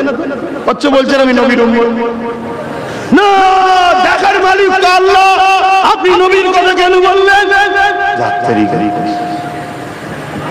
দেখার মালিক আল্লাহ, এটা জানে না এমন কেউ আছে? কথা বলেন। কিন্তু সবাই জানে আল্লাহ জানে, দেখে। আর আল্লাহ দেখাটা কি কোনো আশ্চর্যের বিষয়? তিনি তো খোদ মালিক, দেখবে স্বাভাবিক। কিন্তু আল্লাহ তার বন্ধুকে তৈরি করেছে এমন, তার তৈরিকেও দেখার ক্ষমতা দিয়েছে। জোরে বলুন সুবহানাল্লাহ। তাহলে একটা নিজে দেখে, তিনি কে? খোদ মালিক আল্লাহ। আর একটা রাসূল দেখে, দেখার ক্ষমতা দিয়েছে কে? রাসূলুল্লাহ। কে দেখার ক্ষমতা দিয়েছে? কে? আল্লাহ। তাহলে আল্লাহ রাসূল কি এক হলো? কথা বলে কেন? একটা খোদ মালিক, কেউ তাকে ক্ষমতা দেয়নি, আর একটা ক্ষমতা আল্লাহ দিয়েছে দেখতে। কথা বুঝে আসছে? আর আমরা দেখতে পাই না। তো এইটাই তো নবীর সঙ্গে পার্থক্য। কথা বুঝে আসছে? আসেন হযরত আবু বকর সিদ্দিক বলছে, হে আমার নবীর সাহাবারা, অবশ্যই অবশ্যই আমরা নবীকে যে ভালোবাসি বলি, এর ইজহার আমাদেরকে দেখাতে হবে, এই ইজহার আমাদেরকে পরীক্ষা দিতে হবে। আমি মুসাইলামাতুল কাজ্জাবের কাছে যাব, তাকে বুঝাবো। সে যদি পরিবর্তন হয়ে যায়, তওবা যদি করে নেয়, সে যদি নিজের কথা থেকে ফিরে আসে, তাহলে আলাদা কথা। আমি আবু বকর আমার নবীর খতমে নবুয়তের ইজ্জতের জন্য আমি আমার জান দিতে রাজি হয়ে আছি। যুবকেরা, তরুণরা, বাপেরা, আল্লাহ নবীর সাহাবী হযরত আবু বকর সিদ্দিকের কথা শুনে সঙ্গে সঙ্গে 10,000 যুবক সাহাবী তৈরি হয়ে যায়। 10,000 যুবক সাহাবারা তিনারা বলতে লাগলেন, ও হযরত আবু বকর, আপনার সাথে আমরাও যেতে রাজি আছি। হযরত আবু বকর সাথে করে নিয়ে মুসাইলামাতুল কাজ্জাব 10,000 আমরা যতবার জিতেছি সংখ্যা কমে জিতেছি। আমরা যতবার জিতেছি সংখ্যা কমে জিতেছি। আমার অনেক ভাইয়েরা বলে এক হয়ে যাও, এক হয়ে যাও। আমারও বক্তব্য এক হয়ে যাও, এক হয়ে যাও। কিন্তু সেন্টারটা কে? সেন্টারটা কে? সেন্টার হলো মুহাম্মদুর রাসূল সাল্লাল্লাহু আলাইহি ওয়াসাল্লাম। আসো নবীর জন্য আমরা এক হয়ে যাই, ওটা হলো আমাদের সেন্টার। আর নবীকে সেন্টার বানিয়েছে কি? এটা সবসময় মাথায় রাখবেন। সবকিছুর উপরে মাথায় রাখবেন আল্লাহ হলেন মালিক, তাহলে কোনো সমস্যা নেই।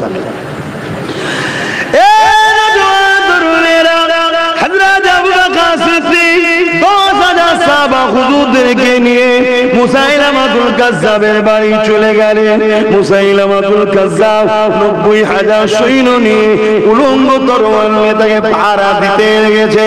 হযরত আবু বকর সিদ্দিক মুসাইলামাতুল কাজ্জাবকে যে বলতে লাগলো, এ মুসাইলামাতুল কাজ্জাব, তুমি কেন কোরআনের বিরোধী করেছো? কোরআন যেখানে জানিয়ে দিয়েছে, মা কানা মুহাম্মাদুন আবা আহাদিম মির রিজালিকুম ওয়ালাকিন রাসূলুল্লাহ ওয়া খাতামান নবিয়্যিন, নবী হলো শেষ নবী। তাহলে সেই জায়গায় কেন তুমি নিজেকে খতমে নবুয়তের উপরে আঘাত দিয়ে নিজেকে কেন নবী দাবি করেছো? আল্লাহ নবী যেখানে জানিয়ে দিয়েছে আনা খাতিমুন নবী, আমি শেষ নবী, কেন তুমি নিজেকে নবী দাবি করেছো? এই মুসাইলামাতুল কাজ্জাব, তুমি এই কথা থেকে নিজেকে ফিরিয়ে নাও। তুমি বলো আমি ভুল করেছি, এই কথাকে উইথড্র করে নাও। মুসাইলামাতুল কাজ্জাব আবু বকর সিদ্দিকের কোনো কথাই কান দিচ্ছে না। সে ভাবতে লেগেছে আবু বকরের সাথে 10,000 রয়েছে, আমার সাথে 90,000 রয়েছে, এই সুযোগে 10,000কে ফিনিশ করে দেওয়া যায়। শুনছেন? যেমন আজকেও কেউ কেউ ভাবছে ক্ষমতা আমাদের হাতে, মিলিটারি আমাদের, সব আমাদের, এই সুযোগে মেরে দেওয়া যায়। কিন্তু ঘোর কেটে যাবে। যতবার করেছে ঘোর কেটে গেছে। হাতে পাগলামি করুনি, যা করে খাচ্ছ ঝেড়ে ঝুড়ে চিটিংবাজি করে থেকে যাও। কি ভুল বলছি নাকি? হ্যাঁ, আর না একদম ঘোর কেটে যাবে। চামচিকে পাহাড়ে গিয়ে ধাক্কা মেরেছে। বলুন তেমনি ওর নাকের ডিজাইন ভালো না, কিরম হবে বলেন তো? এই দশা।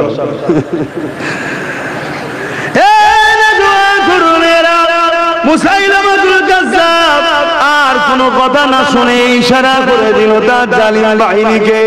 হঠাৎ করে সাহাবা হুজুরদের উপরে হামলা করে দিল। যুবক ফতোয়া শুনে লাও এখান থেকে, মশলা জেনে লাও এখান থেকে। হঠাৎ করে হামলা করে দিল।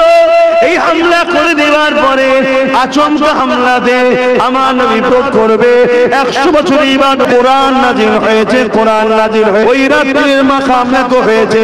আর এই মাদ্রাসাতে সেই কোরআন পড়ানো হয়, তাহলে এই মাদ্রাসার সম্মান মর্যাদা আছে না না? আর যারা এই মাদ্রাসাকে মহব্বত করবে, কোরআনিয়া শিক্ষাকে পিয়ার করবে, তাদেরও আল্লাহ পাকের কাছে সম্মান মর্যাদা আছে না না? এখানে আর একটা কথা জানিয়ে দিই, যদি লাইলাতুল কদরে কোরআন নাজিল হওয়ার জন্য এক রাত্রি ইবাদত 100 বছর বা 1000 মাসে ইবাদতের নেকি যদি হতে পারে, তাহলে যে রাত্রির পর সবে সাদেকে আমার রাসূলুল্লাহ এসেছিলেন, ওই রাতটা আল্লাহ পাকের কাছে কতটা বড় নিয়ামত। কারণ নবী হলেন কোরআনের সাহেব। নবী যদি না আসতো কোরআন আমরা পেতাম না। নবী যদি না আসতো দ্বীন আমরা পেতাম না। নবী যদি না আসতো শরীয়ত আমরা পেতাম না। নবীকে যদি আল্লাহ না বানাতেন, আদম থেকে শুরু করে কাউকে বানাতেন না। সেই নবী পাক যে রাত দিয়ে শুভে সাদেকের সময় এসেছে, ওই রাতের গুরুত্ব কতটা, এই জন্য উলামারা বলেছে 1000 কদরের থেকেও বড় রাত হলো ঈদে মিলাদুন নবীর রাত। এ যুবকেরা, তরুণেরা, বাপেরা, প্রেম এখানে হয়, ফতোয়া এখানে হয়। ফতোয়া এখানে থাকে, প্রেম এখানে থাকে, ফতোয়া এখানে থাকে। এ দলিল ছাড়া কথা বোঝে না, এ চোখে ছাড়া, এমন করে দিমাগ ছাড়া, দেখা ছাড়া, ধরা ছাড়া, শুকা ছাড়া, শোনা ছাড়া এ চলে না, এ কিছু বোঝে না। এ দলিল লাগে, এর দলিল লাগে। এই জন্য শরীয়তের দলিলের প্রয়োজন। এই জন্য এখানে আল্লাহ শরীয়ত রেখেছে, এখানে আল্লাহ ইলম রেখেছে, এখানে আল্লাহ জ্ঞান রেখেছে। কিন্তু ঈমানকে আল্লাহ এখানে রাখেন, কারণ ঈমান কিছুই বোঝে না। ঈমান বেমারা দেবেন না, তাই আল্লাহ ঈমানকে এখানে রেখেছে। আরো জোরে বলুন সুবহান।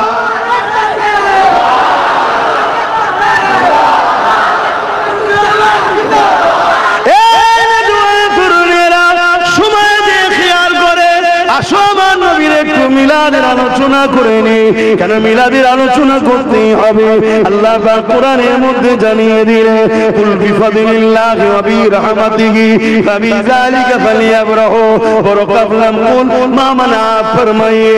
নবীকে আল্লাহ বলেন, আপনি বলুন বিফাদিলিল্লাহি ওয়া বিরহমাতিহি, আল্লাহর ফজল পে ও রহমত পে, ফাবিযালিকা ফালিয়াফরাহু, দুনিয়ার মানুষ যেন খুব আনন্দ খুশি বানায়। আল্লাহ নিজে জানিয়েছে, আমার ফজল পে, আমার রহমত পে খুশি বানা। নবীর থেকে বড় ফজল আর কিছু না, নবীর থেকে বড় রহমত আর কি হতে পারে?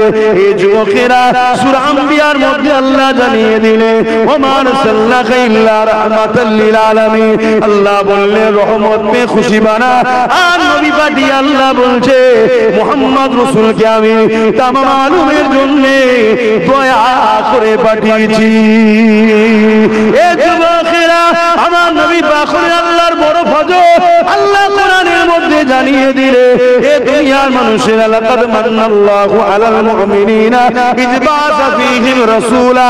সমস্ত নবী আল্লাহর পক্ষ থেকে নিয়ামত, কিন্তু কোন নবী পাঠিয়ে আল্লাহ বলেন আমি ihsan করেছি, দয়া করেছি, কিন্তু আমার রাসূলুল্লাহকে পাঠিয়ে আল্লাহ কোরআনে জানালে, হে মুমিন মুমিনারা, আমি আল্লাহ তোমাদের উপরে মুহাম্মদ রাসূলকে পাঠিয়ে বড় ihsan দয়া করলাম।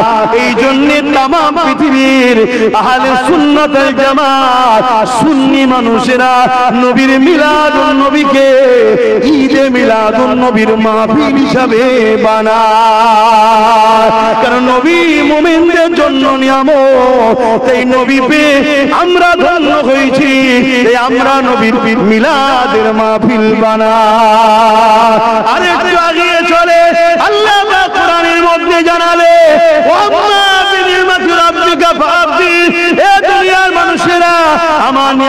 পেয়ে হাদিস করো, প্রচার করো, প্রচার করো।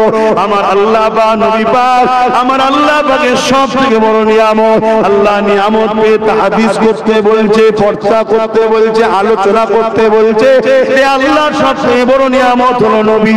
এই সারা বছর নবীর আলোচনা হবে, হওয়াটাই দরকার, কিন্তু এই মাসে নবী আল্লাহর নিয়ামতটা এসেছে, আশার আলোচনাটা এই মাসে বেশি বেশি হয়। বলুন, এলে ঝগড়া করার কোনো দরকার আছে না? ওই যে ঢোল বাজায়, ওই যে রাস্তায় সব ডিজে বাজে হই হই করে, ওটা অন্যায় করছে, ওর ওষুধ করো, ওর ট্রিটমেন্ট করো, ওর বিরুদ্ধে ফতোয়া দাও। রোগ হয়েছে কানে, তুমি গলা কেটে বাঁধতে দেবে? তুই কানে ট্রিটমেন্ট করো, ঠিক নাকি ভাই? না, ব্যাপারটা হচ্ছে আমার নবীর থেকে আমাদের সরাতে চাইছে। কেন হযরত আব্বাস রাদিয়াল্লাহু তাআলা আন নবীর মিলাদুল মাহফিল করছিলেন, অর্থাৎ আলোচনা করছে শিশুবেলা। আল্লাহর নবী খুশি হয়ে বলেছিলেন, যারা আমার মিলাদের আলোচনা করবে ওয়াজাবাত লাহু শাফাআতি, আমি নবীদের শাফাআত করব। জোরে বলুন সুবহানাল্লাহ। আচ্ছা, ইবলিস কখনো চায় আমার নবীর শাফাআত আমরা পাই? তাই যেমন করো, এই যে যুব ছেলে দাঁড়িয়ে আছে, মাথায় টুপি নেই, প্যান্ট শার্ট পরা, গান শোনা, বদমাইশি করা, কিন্তু দেখো নবীর মিলাদের আলোচনা শুনছে না? শোনে, আর শুনে গলা শিরা বার করে চিল্লাচ্ছে সুবহানাল্লাহ। সুবহানাল্লাহটা কার? আল্লাহ। তো নবীর প্রশংসা হচ্ছে, সুবহানাল্লাহ বলছে আল্লাহ। তার মানে কি? হ্যাঁ, নবীর যত আলোচনা হবে তত মূলত প্রশংসা আল্লাহরই হবে, কেন তৈরি তো আল্লাহই করেছে। জোরে বলুন সুবহানাল্লাহ।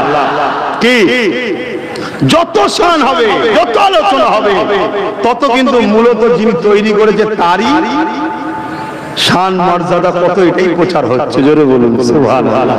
তাই আমার যুবকরা দেখুন, হালকা বয়সে ভুল যেমন করেছে, আবার হুজুরের মহব্বত, ভালোবাসা, ঈমান ওকে ধরে নিয়েছে। বদমাইশি অনেক করেছি, একটু বস। আর হুজুর বলতে যারা আমার মিলাদের মাহফিল করবে, আলোচনা করবে, খুশি হবে, আনন্দ করবে, ও শরীয়ত সম্মত। এই যে যেমন আলোচনা হচ্ছে শুনছেন, এদের শরীয়ত বিরোধী কি আছে? বলুন কি আছে? সিরাতুন নবীর মাহফিল তো এইভাবেই হয়। যা সিরাতের মাহফিল করাটা এইভাবে যায়, তারই মিলাদের মাহফিল এইভাবে করা যায় না কেন? সিরাত বুঝতে পারছেন তো নাকি?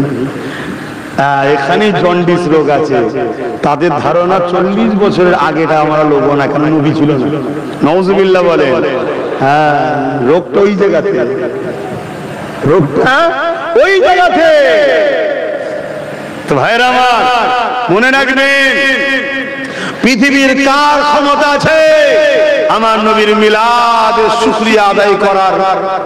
মজলিস হোক বা শুকরিয়া আদায় করে কোনো নেকি কাজ করা হোক, রুকার ক্ষমতা কার আছে?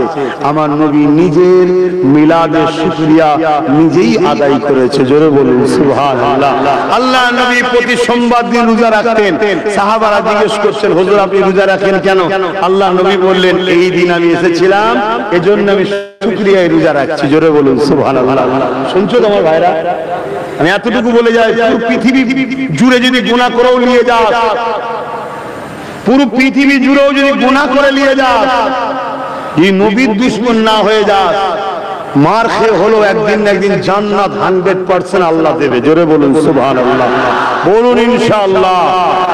আর পৃথিবী পরিমাণ যদি নেকি নিয়ে যাস, আর যাররা পরিমাণ নবী পাক সাল্লাল্লাহু আলাইহি ওয়াসাল্লাম জুতো সম্বন্ধেও যদি, জুতা মোবারক সম্বন্ধেও যদি দুশ্মনী রেখে যাস, জাহান্নামে ঢুকবি আর জীবনে বেরোবি না। এটা চ্যালেঞ্জ দিচ্ছি পুরো পৃথিবীর উলামাকে। এটা মাথার মধ্যে সেটিং করে নাও। আমার আল্লাহ কারো মুখাপেক্ষী নয়। আমার আল্লাহর প্রয়োজনে যে বান্দা আমাকে সেজদা দিলে আমার মাকাম বাড়বে। আরে সেজদাই তোমার আমার শরীর সুস্থ থাকে, ভালো থাকে। রোজাই তোমার আমার উপকার হয়, আল্লাহর উপকার হয় না। শুনছো তো নাকি? একটা বান্দা হিসেবে আমার তো দায়িত্ব, আমি আমার রবের কাছে মাথা নত করবো। 8 বছর বয়স থেকে বাপ মাকে ট্রেনিং দিতে হয় বাচ্চাদের নামাজের জন্য। কে বলেছে প্রশিক্ষণ দিলে নামাজি হবে না? মাদ্রাসার ছেলেগুলো নামাজি হয় কি করে? ছোট্টবেলায় মাসে পাঠিয়ে দিতে উস্তাদ থেকে ট্রেনিং দেয়। উস্তাদ যেভাবে থেকে টাইমে টাইমে নামাজ পড়াচ্ছে, বাপ মা যদি তোমার ছেলেকে ডাক্তার বানাচ্ছে, উকিল বানাচ্ছে, বলো ইসলামে জায়েজ তো। ঠিক তেমনই যদি নামাজের ট্রেনিংটা ছোট্টবেলা থেকে দিতে, তো তোমার ছেলে ডাক্তার হওয়ার পরও নামাজ কাজা করতো না, তোমার ছেলে উকিল হওয়ার পরও নামাজ কাজা করতো না। এখন তুমি ছোটবেলায় টিভি দেখে, মোবাইল দেখে হই হই করিয়েছো, আর এখন হুজুর কেন নামাজের কথা বললো না? অনেকে বলে হুজুর নামাজের কথা বললো না। আমি নামাজের কথা বলতে আসি না, তারপরেও লাস্টে বলি না আমি বলতে এসেছি অনেক লোক নামাজ পড়ে কপালে দাগ করে ফেলছে, নামাজ কবুল হবে না যদি নবী না থাকে। এটা বুঝাতে এসেছি, ঈমান যদি না থাকে নাজাতের রাস্তা নাই। শুনছেন তো নাকি? এবারে কথা বলাতে আবার অনেক বন্ধু এখন আজকাল বলছে, আজকাল অনেক বন্ধু বলছে পেশায় কে ডাক্তার, পেশায় কে উকিল, পেশায় কে পুলিশ, পেশায় কে মাস্টার। আজকাল সেসব বন্ধুরা বলছে কে জান্নাত যাবে কে জাহান্নামে যাবে আল্লাহ ছাড়া কেউ জানে না, বলছে নবীও জানে না। লা হাওলা ওয়ালা কুওয়াতা ইল্লা বিল্লাহ। বললেন না আস্তাগফিরুল্লাহ। আমার ওই সব সাধারণ জেনারেল লাইনের বন্ধুদের বলবো বেশি লাফালাফি করো না, একটু বুঝে বুঝে কথা বলো। ইউটিউব হুজুর দেখে হুড়োহুড়ি করো নি, ফেসবুক হুজুর দেখে হুড়োহুড়ি করো নি। ইন্টারন্যাশনাল বক্তা মানে যে সে জান্নাতি এমনটা, ঈমানদার এমনটা নয়। শুনছেন তো নাকি?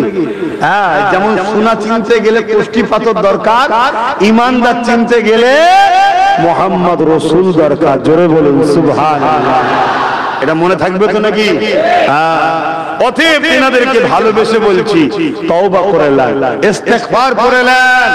আমার নবী দুনিয়া থেকে সার্টিফিকেট দিয়ে গেছে হাসান হোসেন জান্নাতি যুবকদের সর্দার। জোরে বলুন সুবহানাল্লাহ। কে জান্নাত যাবে কে জাহান্নামে যাবে নবী যদি না জানতো তাহলে হাসান হোসেনকে বললো কি করে জান্নাতি যুবকদের সর্দার আবার? শুনছেন তো নাকি? এবং এক সাহাবীর চর্চা যুদ্ধের ময়দানে সাহাবারা বলতে লাগলেন উনি খুব ভালো যুদ্ধ করছে, খুব লড়াই করছে, খুব ভালো লড়াই করছে।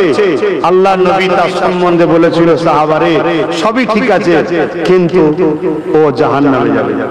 সাহাবা হুজুর অবাক হয়ে গেলেন, শত শেষে দেখছে মরণটা তার সহ্য করতে পারলো না, এক হাত কেটে গিয়েছিল, বাজু সহ্য করতে পারে না, নিজের তরোয়ালে নিজে জান দিয়ে আত্মহত্যা করলো। আত্মহত্যাকারী জাহান্নামী। কথা বুঝে আসছে? তো নবী আগে থেকে বললো কি করে? এজন্য বাপ ভাইরা সাধারণ মানুষ আপনারা আপনাদের পেশাতে থাকেন। দিনের ব্যাপারে উলামার সমালোচনা হবে, উলামায় সমালোচনা হলেও রহমত হয়, উলামায় সমালোচনা হলেও রহমত হয়। কেন সমালোচনা বন্ধ হয়ে গেলে উলামা কিতাব মুতাআলা করা বন্ধ করে দেবে। এজন্য আল্লাহ বলেছে, আমার রাসূল বলেছেন আমার উম্মতে উলামা সমালোচনা করলেও আল্লাহ নেকি দেবে, যাতে করে মুতাআলাটা চলে।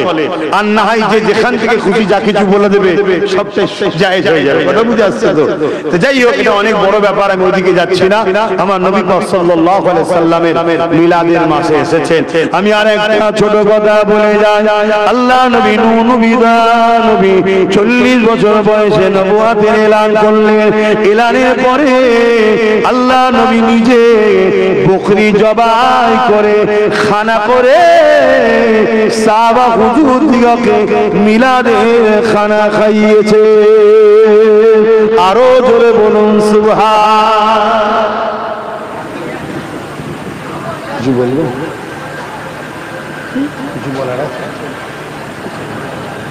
কথা বুঝে আসছে? তাহলে আমরা সেই নবীর উম্মত হিসাবে নবীর মিলাদের আলোচনা শুনবো না শুনবো না? মিলাদের আলোচনা বলতে কি বললাম? হুজুরের শিশুবেলায় কি ঘটেছে একটু আলোচনা করি। কি গো সবাই বলছো তো নাকি? আর 10 মিনিট অসুবিধা হচ্ছে? 10 মিনিট হুজুরের মিলাদের আলোচনা শুনবেন। কারা কারা শুনবেন একটু হাত তোলেন। মাশাআল্লাহ, একটু তাকবীর দেন। নারে তাকবীর, নারে তাকবীর। সৈয়দি ও মুর্শিদি, লম্বা লম্বা হাত তোলেন। সৈয়দি ও মুর্শিদি, সৈয়দি ও মুর্শিদি, সৈয়দি ও মুর্শিদি। আই লাভ সাল্লাল্লাহু আলাইহি ওয়াসাল্লাম। দরুদ শরীফ আল্লাহুম্মা সাল্লি আলা।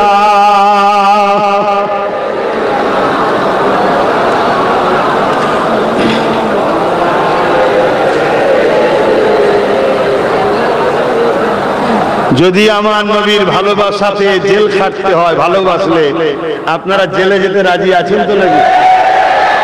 তাহলে পুরো হিন্দুস্তানি তো জেল হয়ে যাবে। কে কেন আমার অমুসলিম ভাইদের মধ্যে কোটি কোটি ভাইরা আমার নবীর আখলাক চরিত্র যারা জীবনী পড়েছে তারাও প্রফেট মুহাম্মদ সাল্লাল্লাহু আলাইহি ওয়াসাল্লামকে সম্মান শ্রদ্ধা ভালোবাসে। সবচেয়ে বড় বিষয় আমার দেশের যারা মহামনীষী ছিল, গান্ধী বাবুর মতো মানুষ, নেতাজি সুভাষচন্দ্র বসুর মতো মানুষ, ইনারা হতে পারে অন্য ধর্মের, কিন্তু তারা আমার রাসূল পাক সাল্লাল্লাহু আলাইহি ওয়াসাল্লামকে তেনার লাইফ স্টাইল পড়েছে, পড়ে বলেছেন ইনারা পৃথিবীর শ্রেষ্ঠ মানুষ। ইনি জোরে বলুন সুবহানাল্লাহ। এবং বড় বড় পৃথিবীর মনীষীরা বিভিন্ন ধর্মের, খ্রিস্টান হোক ইহুদি হোক, তারাও বলেছে মুহাম্মদ সাল্লাল্লাহু আলাইহি ওয়াসাল্লামের মতো কেউ আসেনি আর আসবেও না। জোরে বলুন সুবহানাল্লাহ। এদের অ্যালার্জি হয় আমার হুজুরের কথায়, কেন জানেন? এদের মধ্যে একটা আতঙ্ক কাজ করছে, যে আতঙ্ক আমেরিকা ইউরোপ দুনিয়ার হচ্ছে। কি ঘরের ছেলে মুহাম্মদ রাসূলের দিওয়ানা হয়ে যাচ্ছে। কথা বুঝে আসছে তো? এই জন্য এরা রুখতে চাইছে। এরা হাজারো চেষ্টা করে আলোকে কখনো দাবিয়ে রাখা, সত্যকে কখনো দাবিয়ে রাখা। আসেন আমার নবী পাকের আম্মা জানেন একটা কথা বলি শোনেন। আম্মা জান আমিনা বলতে লাগলেন, আব্দুল্লাহ সঙ্গে আমার যখন নিকাহ হয়ে গেল, প্রথম রাত্রিরে আব্দুল্লাহর আমি এক জায়গায় গোলাম হওয়ার পর আব্দুল্লাহর পেছিনাতে নূরে মুহাম্মদ রাসূলের চমক ছিল। ওটা আমি আমিনা আমার হে মুবারকে চলে গেল। ওটা যেতে দেরি আমি আমিনা আমার শরীর থেকে খুশবু বেরোতে শুরু হয়ে যায়।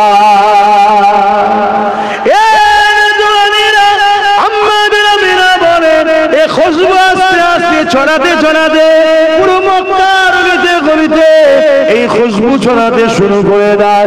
এই খুশবু এত ছড়াতে লেগেছে, চারিদিকে আলোচনা হতে লেগেছে। আমি না এই খুশবু পাই কোথায়? আমি না এই খুশবু মাকে কোথা থেকে? কেন এই খুশবু মক্কার কোন বাজারে পাওয়া যায় জানা যায়, এবং অনেকে বিদেশে ব্যবসা করতে যায়, তারাও বলতে লেগেছে অন্য জায়গায় পাওয়া যায় বলে আমাদের জানা যায়। এই যুবকেরা এই খবরটা রাসূলুল্লাহ দাদাজানের কানে চলে গেল। রাসূলুল্লাহ দাদাজান রাসূলুল্লাহ দাদিজানকে জিজ্ঞাসা করতে লাগলো, চারিদিকে আমিনা খেলি চর্চা চলছে, আমিনা খুশবু কোথা থেকে পায়, আমিনা খুশবু কোথা থেকে মাকে? রাসূলের পাকে দাদিজান বলতে লেগেছে, আমি আপনাকে বলবো মনে করি আমিনা যখন গোসলখানা থেকে বাইর হয় আর আমি যখন তারপরে গোসলখানায় ঢুকি, যেন মনে হয় আতরের গোডাউনে ঢুকে গেছি। এই কথা শুনে রাসূলুল্লাহ দাদাজান আম্মা জান আমিনাকে ডাক দিলে, ও আমিনা এদিকে আসো মা, চারিদিকে একটাই চর্চা, তোর কোথা থেকে পাও আতর, তুমি কোথা থেকে মাখো, কোথা থেকে পাও? আম্মা আমিনা বলতে লেগেছে, আব্বা আতর আমার নয়। থুতুটা জমিনে নিক্ষেপ করলেন, থুতু থেকে খুশবু বাইর হতে শুরু হয়ে গেল। আম্মা জান আমিনা বলতে লাগলেন, আব্বা এই খুশবু আমিনা কোনো খুশবুই তো মাখে না, এই খুশবু হলো যিনি আমার পবিত্র মুবারকে আছে, এই খুশবু তিনার খুশবু। আরো জোরে বলুন সুবহান। আমি যখন কুয়ার ধারে যাই, কুয়ার ভেতর থেকে সালাম আসতে লাগে, আমিনা সালাম তোমাকে, মোবারকবাদ তোমাকে।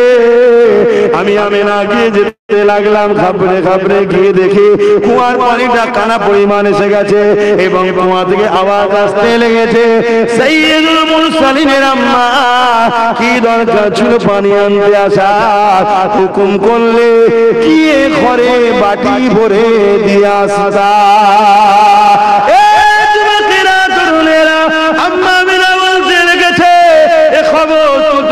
ছড়িয়ে গেল, এলাকার মহিলারা আগে থেকে গিয়ে দাঁড়িয়ে থাকে, বা আমি গেলে অনেকে দূর থেকে দেখতে পেলে আমাকে রুখে দেয়, ও মা আমিনা চলে যাবেন না, আপনি চলে গেলে পানি নেমে যাবে, পানি তুলতে রশি দিয়ে বড় কষ্ট হবে। তে আমার বাচ্চা দুনিয়ায় আসার আগে থেকেও মানুষকে ফায়দা উপকার দিতে লেগেছে।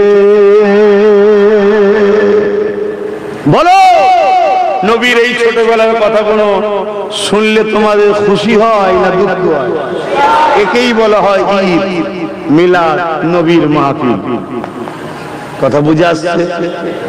নবীর এই আলোচনাগুলোর মধ্যে আল্লাহর কুদরতি আছে না নাই? এগুলো ঘটছে কার কুদরতে? সবই তো আল্লাহর। কোন জিনিসটা আল্লাহর নয়? নবীর চাঁদ টুকরো করছে, করেছে না করেন? জোরে বলেন। আমার নবীর চাঁদ টুকরো করে, এটা সত্য না মিথ্যা? কিন্তু মূলত ক্ষমতা কার? আল্লাহ। কিন্তু আমার তোমার দ্বারাই তো হচ্ছে না। যারা আজকে নবীকে মিটাতে চাইছো, আজকে নতুন আবু জেহেল উতবা সাইবা, আজকের আব্দুল্লাহ ইবনে উবাই, দাড়ি টুপি পাগড়ির আড়ালে আব্দুল্লাহ ইবনে উবাই ছিল না, জানো? বলো সবাই মিলে এক জায়গায় হয়ে চাঁদ টুকরো তো দূরের কথা, একটা আলোকে বলুন একটু সরে যা, আর নবীর ইশারায় সূর্য উঠছে। জোরে বলুন সুবহানাল্লাহ। সেই নবীর বিরোধী করো না, নবীর সুন্নাত মুস্তাকি করো না। আল্লাহর কায়ের আসবে, আল্লাহর আযাব আসবে, ভূমিকম্প আসবে, জলজলা আসবে, তুফান আসবে, বৃষ্টি আসবে, খরা আসবে, মানুষ অনাহারে শেষ হয়ে যাবে, খোদার মাঠ থেকে রেহাই পাবে না। তাই প্রত্যেকটা গুস্তাখে রাসূলকে বলবো, দাড়ি চেঁচে হোক আর দাড়ি রেখে হোক, টুপি খোলা হোক আর টুপি পরা হোক, মুহাম্মদ রাসূলের দুশমনি যারা করবে আল্লাহ তাদেরকে জাহান্নামের কুকুর তো বানাবে। আমরাও দুনিয়া তাদের বিরুদ্ধে জান মাল দিয়ে লড়াই চালিয়ে যাব, ঠিক না বেঠো? আবার এই কথা বললে অনেক আমাদেরই মোল্লারা বলে, আব্বাস সিদ্দিকীর বক্তব্য দেখেছেন কেমন যেন একটু উগ্র, কেমন একটা যেন রাগী, কেন তাদের কলজের পায়ে শুকিয়ে যায় নাকি? হ্যাঁ, খুব বিষ্ট শয়তান। শয়তানরা ভেতরে ভেতরে আমার নবীর উম্মতকে সব প্যারালাইসিস রোগী করে দিয়েছিল। ভুল বলছি? এই যে যুবক ছেলেগুলো সব এসেছে, এরা সব জলসায় আসা ছেলে, ঠিক করে বলো, এরা জলসায় আসা ছেলে। যদি আসি ফুচকার দোকানে আড্ডা দিয়ে হাই হ্যালো করে পালাতো। ভুল বলছি? আল্লাহকে সাক্ষী রেখে বলো, আজকে এই সব যুবকরা মাহফিল করছে, হাজার হাজার মাহফিল করছে, ইয়ং ছেলেরা হাজার হাজার জায়গায় মাহফিল করছে, ইয়ং ছেলেরা, তারা আজকে মাদক চালাচ্ছে। এই যে জোশ একটা যুব সমাজের মধ্যে আসছে, এই জোশ নবীর আলোচনার মাধ্যম দিয়ে আসে। আর এই আলোচনা ওসিলা আল্লাহ এই অধম অহংকার নাই, নবীর গোলামের দ্বারা আল্লাহ করিয়েছে। এতে আমাকে টার্গেট, এই জন্য আমার উপর এত রাগ, আমার উপর এত ক্ষোভ। এই জন্য শোনো আমার বাচ্চানেরা, মায়েরা, তোমাদের বাচ্চা বলছি, হতে পারে আপনারা আমার থেকে অনেক বয়সে, দাদুর বয়সী, দাদির বয়সী, কিন্তু আমার কথা আগেও ছিল যে আজও তাই। পুরো পৃথিবীতে একটাই রাজনীতি চলছে, ইসলামকে মিটিয়ে দাও। একটাই রাজনীতি পুরো পৃথিবীতে চলছে, ইসলামকে মিটিয়ে দাও। তাহলে তুই রাজনীতির নামে যদি ইসলামকে মিটাতে চাস, তাহলে নবিয়ানা মেম্বারে বসে নবীর উম্মতকে ওই জালিম জুলুম অত্যাচারী রাজনীতির নামে যে ইসলাম মিটানোর ষড়যন্ত্র, তার বিরুদ্ধে বলা দরকার আছে না নাই? তাই আমি কথা বলি। আর এই কথা যখন বলি, ওই জালিম নেতাদের ভাড়াটিয়া উলামা আর জালিমদের মুনাফিক মুসলমান গুলো আমার বিরুদ্ধে লেগে গেছে। আমার কোনো অসুবিধা নেই, আপনাদের অসুবিধা হচ্ছে? আমার পিছনে লেগেছে, আমার কোনো অসুবিধা নেই। এদের কিছু করতে পারবে না, এদেরকে আল্লাহ একটা ফুসকুড়ি দিলে না মার শেষ মানে ঠিক করতে পারে না। এ বোঝেন ফুসকুড়ি? আল্লাহ ফুসকুড়ি দিলে সারাবার ক্ষমতা আছে? চুলকোনা দিলে মিটাতে পারে? যে চুলকোনা মিটাতে পারে না, সে বলছে ইসলাম মিটিয়ে দেবো। আজীব ব্যাপার না? অতএব এই জানটা আল্লাহ আমায় দিয়েছে, মুহাম্মদ রাসূলের গোলামি করবি। আর মুহাম্মদ রাসূলের গোলামি যে করবি, আমি আল্লাহ তোকে আমার পিয়ারা করে নেব। জোরে বলুন সুবহানাল্লাহ। সিস্টেমটা ঠিক এটা, খাওয়া খেতে যাও, পাখার ডান্ডা ধরে ঘোরা আসবি, সুইচটা টেপ খাওয়া হবে। আমায় পেতে চাস, সুইচ টেপে মুহাম্মদ রাসূলের কাছে যা, অটোমেটিক আমি ফায়দা দেব। বুঝাবার জন্য বলছি, কেন আপনারা আম মানুষ তো নাই, বুঝবেন কি করে? শুধু সত্য মলি সাহেব বসে নেই, এই জন্য একটু সাইডে যেতে হয়। তো যা, সেই জায়গায় আমার মিশন একটাই, আমার লক্ষ্য একটাই। আমি চাই আমার বাপ, আমার মা, আমার ভাই, আমার বোন, এদের হৃদয়ের মধ্যে হুজুরকে ঢুকাতে চাইছি। জানি এদের ভুল আছে, এদেরকে কোনোদিন আমার দরবারে গেলে কেউ বলতে পারবে না আমি বলেছি প্যান্ট শার্ট পরবি না। আমি বলি অনেকে আমার এই কথা শুনে বলবো দেখেছো প্যান্ট শার্ট পরতে নিষেধ করে না। হুজুর যেদিন এদের পূর্ণাঙ্গ ঢুকে যাবে, এরা হুজুরের রঙে নিজেরাই রঙিন হয়ে যাবে। পাগল তো তাকে বলা হয় যে মর্জিনার মতো চুল কেটেছে। মর্জিনা বোঝেন? সেই ব্রাজিলের একটা খেলোয়াড়, শুধু এই জায়গায় চুল রেখেছে, সব ছাঁচা। কি ব্যাপার রে? বলছে এটা আমার খেলোয়াড়ের পছন্দ। কেন? ওকে ভালোবাসে।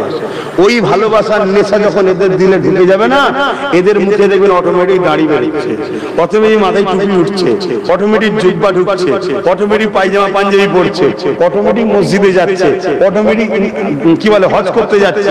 সব আস্তে আস্তে আল্লাহ গজিয়ে নেবে। কেন? আমার নবীর যে হবে আল্লাহ তাকে জাহান্নাম দেবে না। তো যখন জাহান্নামে দেবে না, জান্নাত যাবার মতো তৈরি করতে হবে। তো তৈরি করার তো কাজ আমার নয়, জিনার কাজ। তিনি ঠিক এদেরকে চেঞ্জ করতে হবে। জোরে বলুন ইনশাআল্লাহ, বলুন ইনশাআল্লাহ। কিন্তু বাপ ভাইরা, হুজুরকে মোহাব্বত না করে এই সমাজে অনেক লোক আছে যাদের চেহারা দেখলে মনে হবে আসমান থেকে ফেরেশতা নেমেছে, অথচ ইবলিস শয়তানের টেন্ডার নিয়ে বসে আছে। কি চেহারা!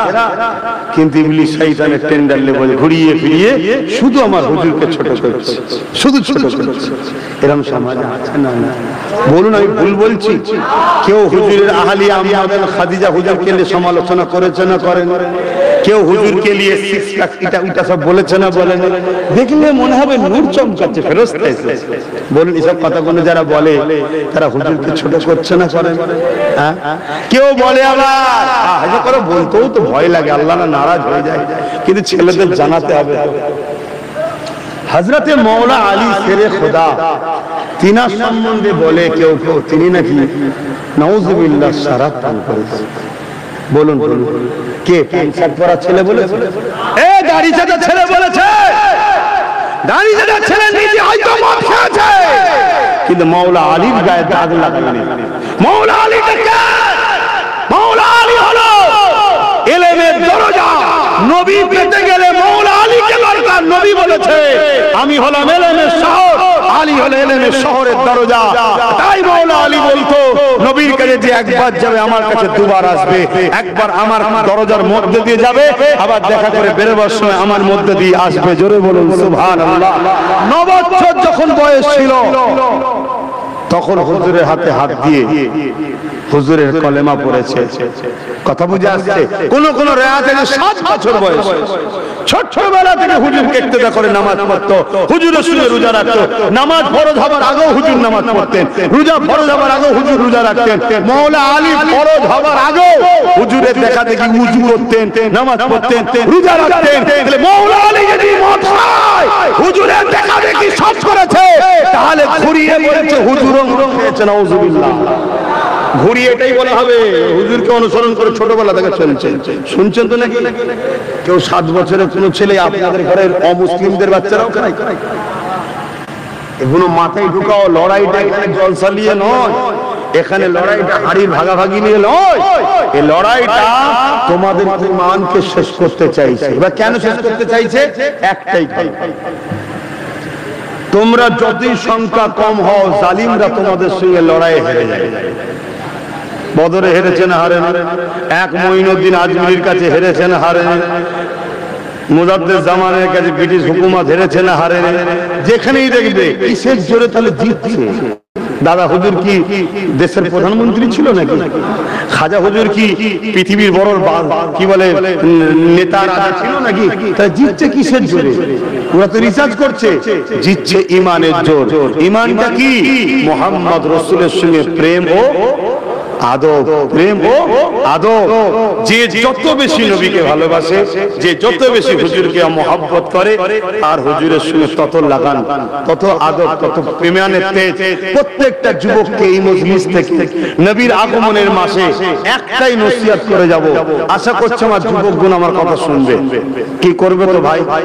একটু হাত তুলে বলে, একটা শুধু কথা বলে যাও। হাত সত্য তো? হাত নামাও।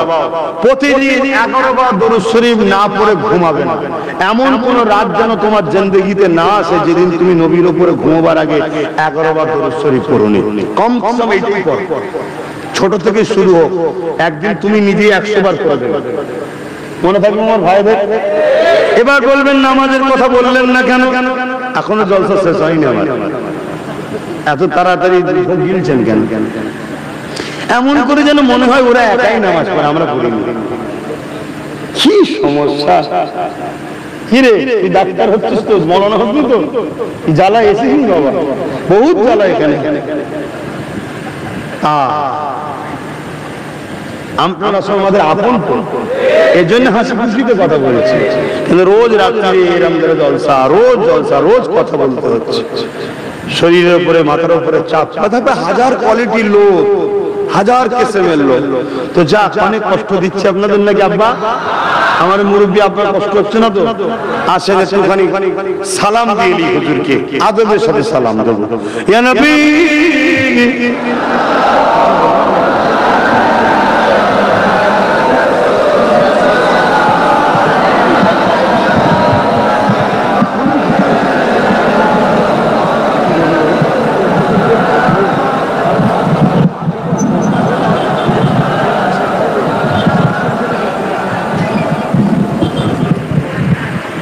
বাপজানেরা, এই যে দাঁড়িয়ে সালাম দিই, কেউ যদি বসে সালাম দেয় তাদের বিরুদ্ধে আমরা নয়।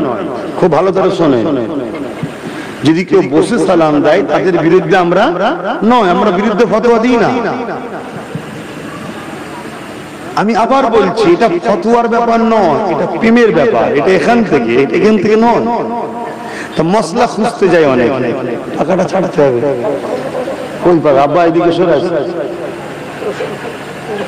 একটু ঘুরিয়ে দেন তো ভাই আমার দিকে। এটা এখান থেকে নয়, এটা এখান থেকে। শোনেন আমার যুবকরা, আল্লাহ পাক কোরআনে বলেছেন সাল্লু, দরুদ পড়ো, ওয়াসাল্লিমু, সালাম দাও। সালামের বেলায় আল্লাহ বলছেন তাসলিমা।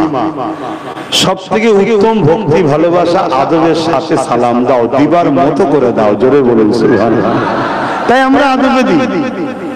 দ্বিতীয় নম্বর, দরুদ পড়ি বসে। কেন? দরুদ পড়লে নেকি হয়। দরুদ পড়লে কি হয়? নেকি তো ফেরেশতা খাতায় লিখবে। আর সালাম দিলে দয়াল নবী জবাব দেয়। তো হুজুরের জবাবটা আমরা আদবের সাথে নিই। জোরে বলুন সুবহানাল্লাহ। কেউ যদি মনে করে আমার বসে লিয়াটা ভালো, তো বসে লিখ না, সে জবাব দেবে হুজুরের কাছে। আমরা ঝগড়া করবো কেন? কিন্তু আমরা দিলে কেউ ফতোয়া দিকে আমাদের বিরুদ্ধে, এটা পছন্দ করি না। কেন? সাহাবা হুজুররা দাঁড়িয়ে দাঁড়িয়ে সালাম দিতেন। বাবুল আদব কিতাবুল কিয়াম। জোরে বলুন সুবহানাল্লাহ। আসুন সকলে দাঁড়িয়েছি, একটু হুজুরকে সালাম দিয়ে নি। তারপরে আজকে আমাদের দুটো ভাই পাগড়ি পাওয়ার ব্যাপার আছে, তেনাদেরকে একটু পাগড়ি দেওয়া হবে। পাগড়ি দেওয়া হবে, আমি দেবো তো? ও আচ্ছা, আমি লাস্ট হয়তো দেবো দিয়ে না, আমি আগে থেকে বলে ফেললাম, ফটো করে হয়তো নিয়ে আব্বাজানের হাতে আছে, আমি বলে ফেললাম, এই জন্যই জিজ্ঞেস করলাম আর একবার। আরে ভুল তো মানুষেরই হয়, কিন্তু ভুল আর ধ্বংস দুটো এক না। ভুলের কোয়ালিটি আছে, নিজের ক্ষতি, একটা দিনের ক্ষতি। নিজের ক্ষতিতে তওবা করলে মাফ হয়, দিনের ক্ষতিতে মাফ নাই। হে নবী সালাম ইয়া রাসূল ইয়া হাবিব সালাম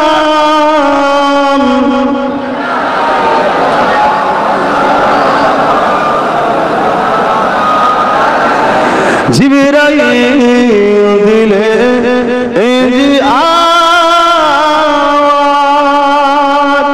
খুলে দাও আসমানের দুয়ার, এসেছে নবী ঈদের সরদার, করিতে আল্লাহ আরো দিদার। নবী সালাম ইয়া রাসূল ইয়া হাবিব সালাম।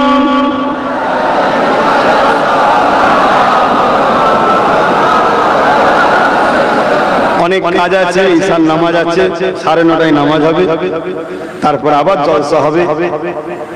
আমার উলামা ভাইরা রয়েছেন, তিনারা আলোচনা করবেন এবং আমার ওয়ালিদ আব্বাজান হুজুর তিনি আসবেন, আখরি দোয়া হবে, তাবারুকের ব্যবস্থা আছে।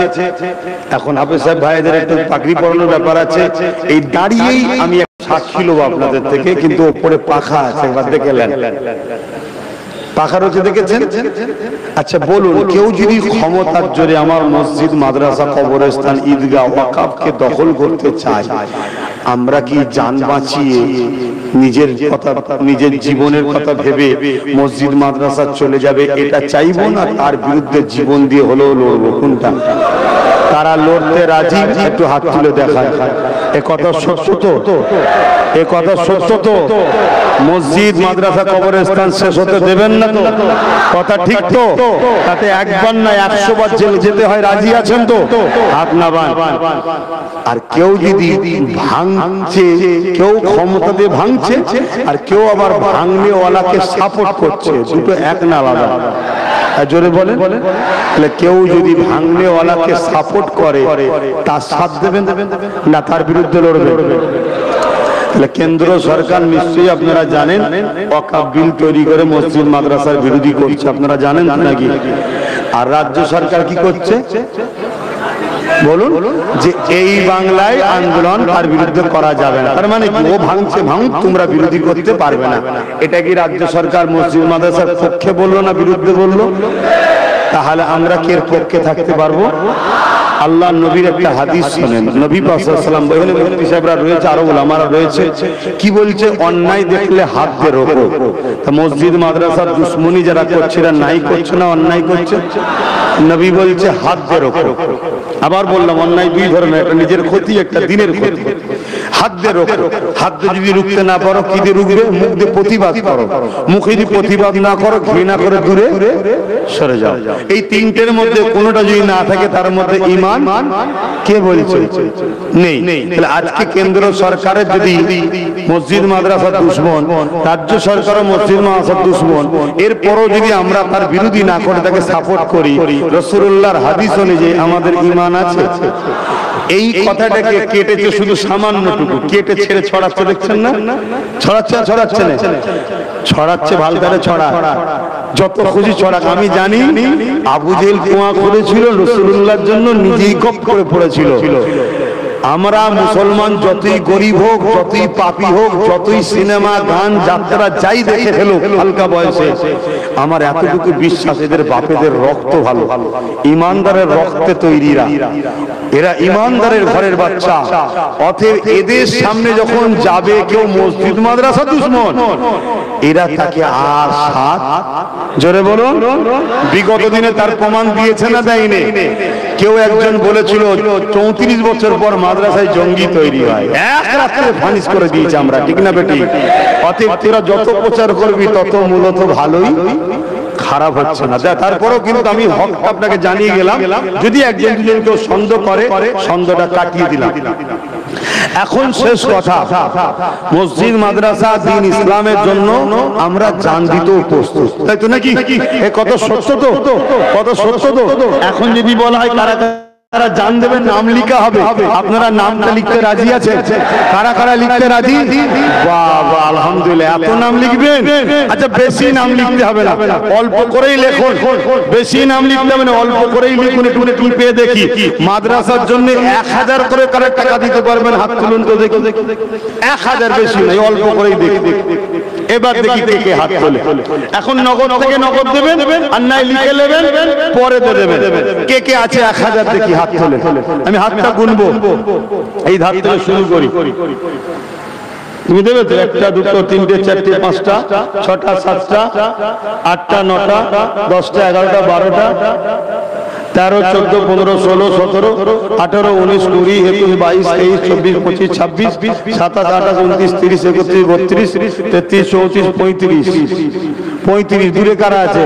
36, 37, 38, 39, 40, 40টা আমি দেখতে পেয়েছি।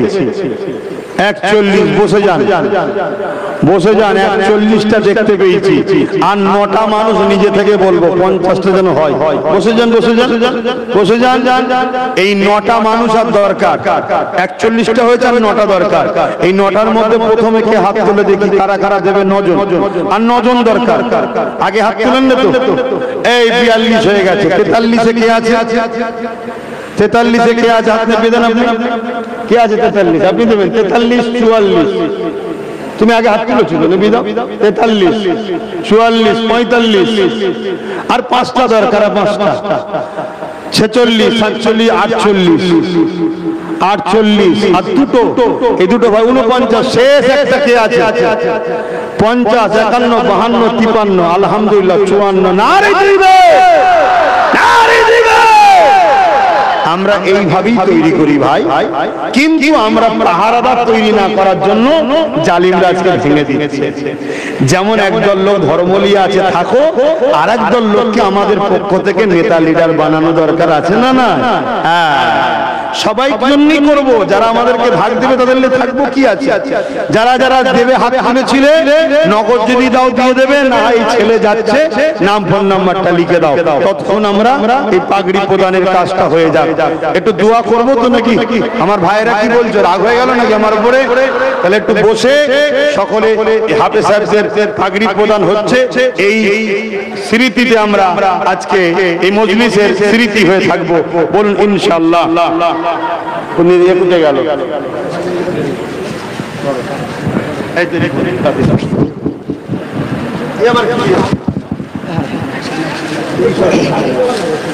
তকবীর, নারে তাকবীর, নারে তাকবীর। ভাইজান হুজুর কিবলা, ভাইজান হুজুর কিবলা। নারে তাকবীর, নারে তাকবীর।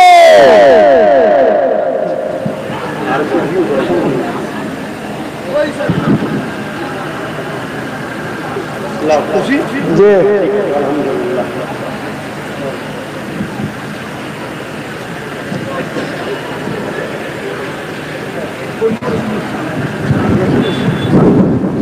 যে পাগড়ি পাগড়ি দেন, পড়িয়ে দেন। তোর হাতে মাইক দাও।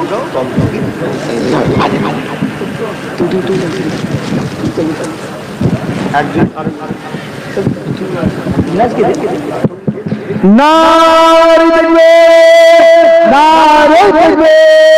ভাইজান হুজুর কিবলা, ভাইজান হুজুর কিবলা। মাদ্রাসা শাশে দ্বীনে ইসলাম, মাদ্রাসা শাশে দ্বীনে ইসলাম। নারে তাকবীর। হাফেজ মোহাম্মদ শাহিদ খান, হাফেজ মোহাম্মদ শাহিদ খান। নারে তাকবীর, নারে তাকবীর, নারে তাকবীর। ভাইজান হুজুর কিবলা, ভাইজান হুজুর কিবলা। মাদ্রাসা শাশে দ্বীনে ইসলাম, মাদ্রাসা শাশে দ্বীনে ইসলাম। হাফেজ মোহাম্মদ নাসির আহমেদ।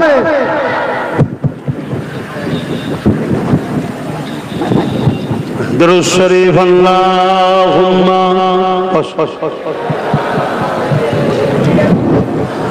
কই যাও, একটু ডেকে নেন আপনারা,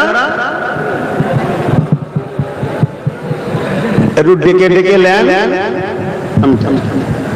যারা যারা নিয়ত করলেন 50 জন, যে 54 জন, ডেকে ডেকে নিয়ে নাম লিখেন। আর খাতা পেন নেই? একটা পাঠালে হয়। পিছনে কই? পিছনে খাতা পেন কই? আসেন, একটু দোয়া চাওয়া হবে। দরুদ শরীফ আল্লাহুম্মা সাল্লি আলা।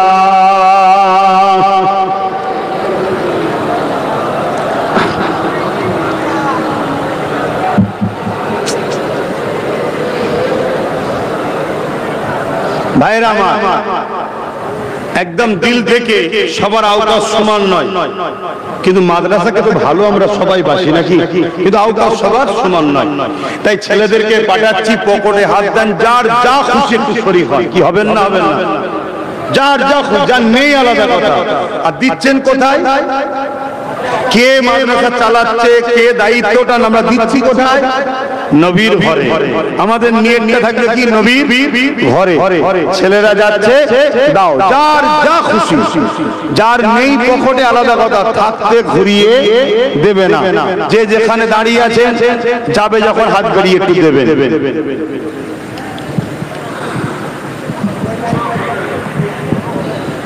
দরুদ শরীফ আল্লাহুম্মা সাল্লি আলা।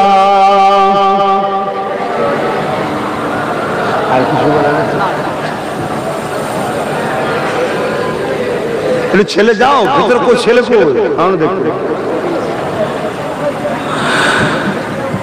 প্যারে রবিউল্লাহ तेरी झलक के सदके प्यारे रबी